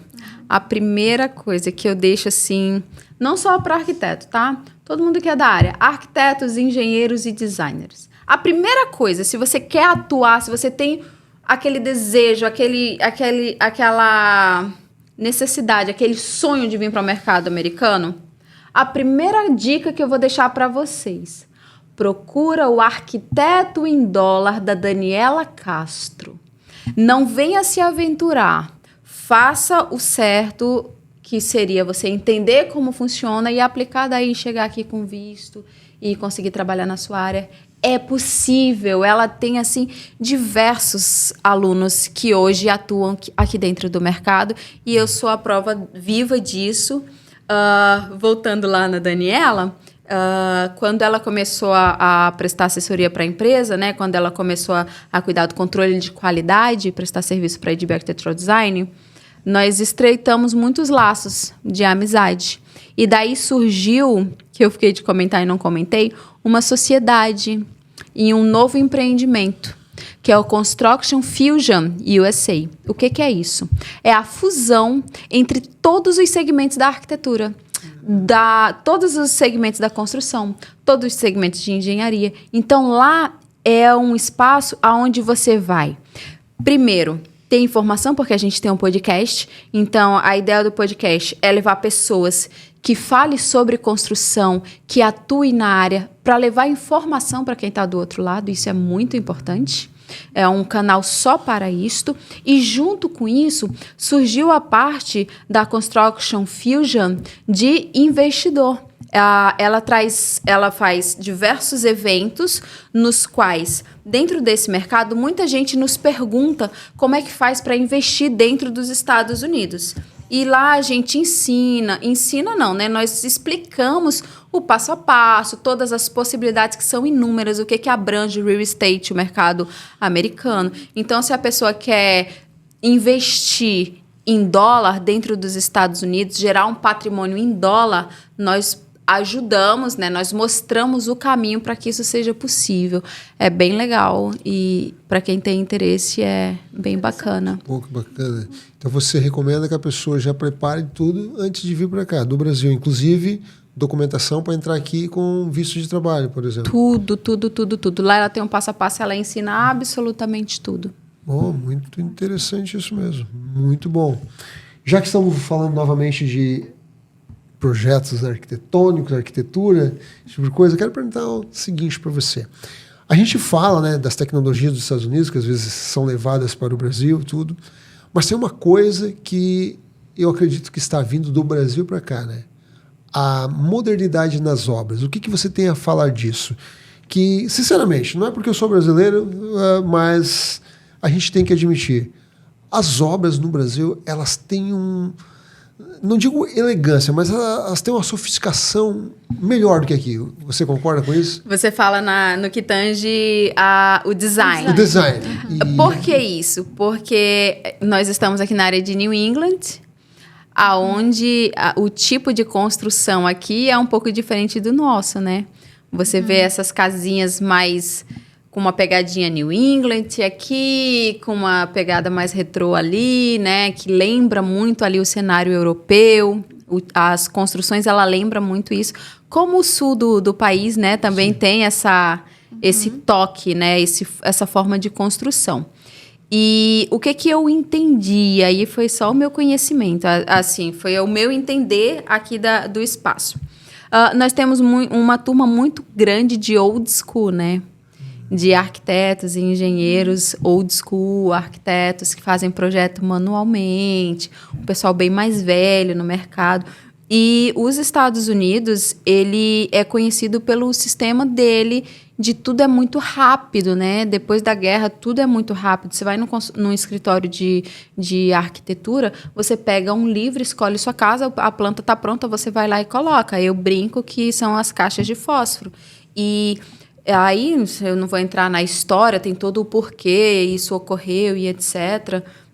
Acho que eu devo ter algum vídeo falando sobre isso, que não vem ao caso no momento, mas é o que justifica a forma construtiva daqui e os modelos que a gente tem dessas casas. Mas nós brasileiros somos ousados e atravessados, né? Então, assim, conseguimos trazer um toque de linhas mais modernas na construção para a construção New England. Lá na Flórida, você consegue ver um tipo de construção um pouco mais moderna para as residências. Pontos comerciais você já consegue visualizar um pouco mais, é mais nítido, mas nas casas não. Eu me lembro que a minha primeira casa, um pouquinho mais moderna que eu fiz aqui, não minha, mas do escritório, que todos nós criamos, elaboramos esse projeto junto com a proprietária, brincaram que eu jamais poderia fazer aquilo, a gente não deveria fazer aquilo ali, porque era muito moderno, todas as casas da rua eram típicas daqui de New England e que isso ia chocar demais. E realmente surgiu esse medo, né? Você não pode trazer algo tão impactante. Aí o que nós fizemos? Não eu, mas a cliente teve que pedir autorização de todos os moradores da rua. Eu já contei essa história. Teve que pedir autorização, mostrar, eles permitirem para que a cidade desse o permit para fazer aquele projeto. E nós conseguimos fazer esse projeto com uma pegada extremamente moderna. Só que eu vou além. Aqui a gente trabalha com siding bem típico nas fachadas. O que a gente fez? Fez a fachada toda de ACM. Aí a gente jogou lá um painel todo filetado que a gente vê no painel da televisão. Jogou na área externa. Então, assim, nós trouxemos não apenas uma forma moderna de linhas retas, mas trouxemos elementos de fachadas moderno, atemporal. E o que ficou mais engraçado, essa minha cliente, ela é do real estate, e o que a gente chama de, no caso, seria o corretor do Brasil, né? Ela falou que depois que a casa ficou pronta, por incrível que pareça, teve um percentual significativo que elevou todas as casas da rua. O valor da casa dela fez com que as casas da vizinhança também subisse, entende? O valor. Então, isso me deixou muito feliz, porque primeiro vão falar que você é louco, né? Depois vão falar, uau, legal. E depois vão falar, nossa, como é que você fez? E é isso. E tem outros projetos, tem alguns projetos aí. Graças a Deus, hoje, nosso escritório tem vários projetos modernos e por isso que a comunidade brasileira tem me abraçado tanto, porque tem gostado das linhas, porque nós não fazemos apenas o design. O escritório ele faz o projeto completo. O MP estrutural, arquitetônico, né? Tem uma equipe lá para projetar, para fazer junto com o cliente, para pensar cada projeto como uma unidade única para aquela família, entende? Certo. E é claro, quando tem um construtor que quer fazer um flip, aí a gente tem toda uma análise, porque ali a gente tem que salvar dinheiro, porque ali a gente tem que fazer uma coisa rápida, uma coisa que seja viável. Aí tem todo um estudo que tem que ser feito por aí, e a gente faz tudo isso para a gente trazer o melhor para os nossos clientes. Mas foi bem legal e eu tenho me destacado aí, o escritório tem ganhado visibilidade aí no mercado, as casas modernas que o Bruno faz, agora principalmente com a aderência ao estilo, foi excepcional, porque além de conseguir grandes vãos maravilhosos, a gente consegue trabalhar com balanço, então a gente consegue fazer muita coisa também que eu estou bem feliz com o trabalho que o escritório está fazendo. Que maravilha. Então você tem indicado bastante essa modernidade aqui para os teus clientes. Mas ainda pega, vamos dizer assim, muita burocracia em relação às prefeituras para você estar construindo esse tipo de casa ou tá mais fácil? Porque eles que são muito conservadores, né? Muito. Inclusive a parte interna também, os design internos, armários, tudo naquele estilo bem rústico. Não sei se chama a palavra correta, é rústico, né? ou contemporâneo, sei lá. E isso que eu vejo, que o design brasileiro, não sei se outros países também têm designs parecidos com o do Brasil, é uma modernidade. Eu acredito que você falou é atemporal. E realmente eu acho mais bonito, né? Mas tem gente que... É a nossa cultura, né? Eu particularmente amo, né? A qualidade do brasileiro é excepcional. Nós temos pessoas fantásticas hoje no Brasil fazendo história.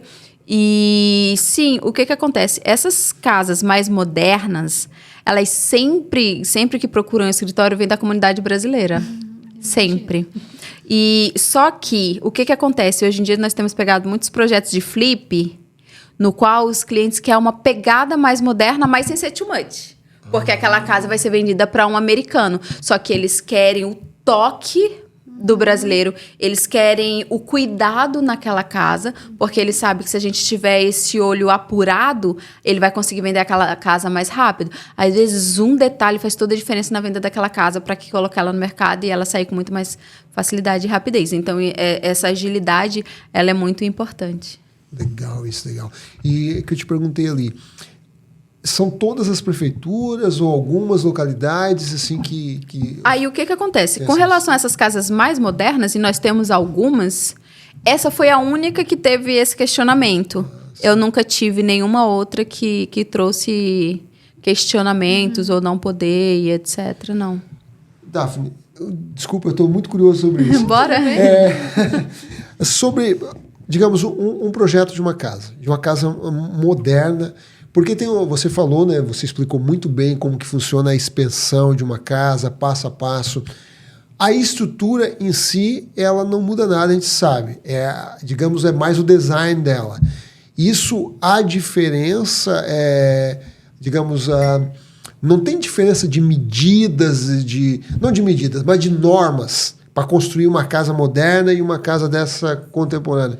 É a mesma coisa. Não, é padrão, não tem muito. Você tem que seguir o Building Code, e o que você vai utilizar, a estrutura toda é a mesma para ambas. Aí, é claro, vai ter um tipo de projeto que você vai precisar usar um BIM de steel, porque você quer um open space que, às vezes, o wood não vai alcançar aquele espaço. Então, isso pode alterar, e aí é mais a questão estrutural. Eu deixo com o meu engenheiro e o engenheiro lá responder isso direitinho, mas faz todos os cálculos direitinho. Então, assim, o escritório, ele prepara o projeto completo de acordo com a necessidade do cliente, o que o cliente procura, e depois o engenheiro consegue, junto com o escritório, fazer tudo dentro do código, e não tem problema não, é tranquilo. Ou seja, então, como a estrutura é a mesma, não há problema.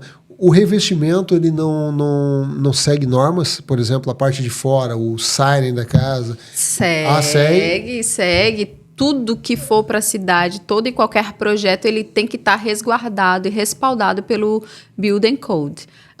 International Building Code, quando é para comercial, Residential Code, quando é residencial. Então, assim, qualquer projeto de qualquer escritório de arquitetura hoje tem que seguir essas normas, porque senão vai bater na mão do fiscal, você não vai tirar o permit. É obrigatório, não tem para onde correr. Mas se você quer utilizar um material diferente, por exemplo, como você falou nessa casa aí, que utilizaram umas coisas, esses materiais já são materiais que já estão dentro das normas, que já... Tudo dentro da norma, senão você não consegue utilizar. Mas às vezes, por exemplo, no ACM, nós colocamos a casa toda de ACM na fachada. Quem pegou o projeto... É aquela... Quando você... Pronto. Vamos colocar o Banco do Brasil no Brasil. Não tem aquela fachada toda amarela? Aquelas placas? Geralmente é uma placa metálica bem grandona, de alumínio ali, que você utiliza. Ela tem a pintura e tal. Cada um vem de uma cor. Aquelas placas grandes, porque você não vai ter aquelas emendinhas, que aqui a gente tem várias. Lá não seria o caso, né? Então, dá uma leitura mais limpa para casa. Entende? Perfeito, que você poderia usar o estuco também, que é como se fosse o reboco, né? Na parede, deixar tudo liso. Aí tem diversas opções, mas no caso desse cliente especificamente, nós queríamos trabalhar. Então, nós utilizamos o ACM na fachada, nós utilizamos o painel ripado, né, em PVC na área externa, na fachada, porque poderia utilizar. Aí utilizou o siren tradicional nas laterais, para não deixar tão cara a obra. Então, aí foi um conjunto de elementos. Legal, interessante. O Siren aqui tem essa tecnologia do PVC agora que é maravilhosa. Tem uns que acho que são 50 anos de garantia da cor, né? Exatamente. Coloração. Aí tem que fazer... você tem que fazer... O correto é você lavar ali a tua fachada, pelo menos a cada 2 anos, pelo menos, né? Porque se você fizer isso, você vai manter a vida útil dele muito mais. E o que acontece? Existe toda uma disposição de quando você coloca ele na fachada, que é para que não tenha impermeabilização, para que tenha uma boa impermeabilização, para que a água não infiltre. Então, é todo um processo. Por isso que a gente não pode chegar e colocar qualquer produto na fachada, porque senão você coloca tudo a perder. Você já ouviu falar agora da linha nova de tintas da Sherwin Williams, que ela é auto-clean? A água da chuva, ela já mantém ela limpa. Tão lisa, né, que faz escorrer tudo. Ela é literalmente impermeável. Você já fez teste com isso nas obras? Nunca trabalhei com ela eu mesma, mas eu a conheço. Ah, legal, interessante. Vamos falar sobre o livro. Verdade. Conta sobre o teu livro aí, que tem que contar um pouquinho pra gente. Eu recebi um convite da Angélica, ela mora lá em Orlando. Ela estava com um movimento para pegar 40 mulheres a princípio, de destaque, que fossem imigrantes de sucesso. E o nome do livro é Mulheres sobre Salto. E tinha que ser mulheres imigrantes e que se destacaram no mercado, que são, não exemplo, mas que tem uma história legal, uma jornada. E eu recebi esse convite, fiquei bem lisonjeada e honrada, e participei com mais 47 mulheres, cada uma contando sua história, uma mais linda que a outra, história de superação, história da força da mulher mesmo, né? E eu sou babona das mulheres. Como é que é o nome do livro? Mulheres sobre Salto. Mulheres sobre Salto. Anota aí. Aí foi bem interessante, eu gostei muito e tem histórias assim maravilhosas lá dentro. Oh, que legal. Quanto tempo levaram para escrever esse livro? Ela foi até rápida, né? Porque cada um conta ali um resumo da história, né? São 48 histórias dentro do livro. É como se cada capítulo fosse uma história específica. Entendi. Ficou Não bem legal. digamos, a pessoa dando um exemplo de algo. É cada um... Contando a sua história. São histórias independentes. Exatamente. Uma não linka com a outra. É cada um... Não. Interessante, bem legal mesmo. Aí foi bem rápido. Acho que em torno de 2 meses, mais ou menos 3 meses, estava tudo pronto. Perfeito. Daphne, eu vou dizer uma coisa para você, ó. Excelente. Eu gostaria muito que você outro dia retornasse aqui de novo. Daí a gente fala de outros assuntos, porque tem muita coisa para falar, até para não ficar muito grande para as pessoas assistirem esse podcast. Eu queria muito, né, já deixar o convite aqui para você vir uma próxima vez. Obrigado hoje aqui pela tua presença. E como a gente faz sempre com todos, a gente gosta que a pessoa deixe um recado, fale ou do seu negócio, de você, ou quer mandar uma mensagem, enfim. A câmera você já conhece, já está habituada com ela, né? Então vai lá, deixa aquela mensagem para a gente finalizar. Primeiro, eu gostaria de agradecer vocês. Foi um prazer estar aqui. Vocês são ótimos. Me senti em casa, literalmente, né? Obrigado. Muito obrigada. E acho que eu falei tanta coisa, assim, para as pessoas não desistirem, para acreditar em você, até quando você mesmo não acredita. Mas, para mim, o principal, no meu caso, foi a certeza de que Deus sempre esteve comigo. Até quando eu achava que não, Ele estava ali me cuidando. Então, no meu caso específico, se não fosse Deus, nada seria possível. E às vezes você está perdido, não sabe o que fazer? Só pede ajuda para Ele, que com certeza a solução vai vir. Você vai ter uma mudança de chave e você vai entender, você vai traçar o seu caminho.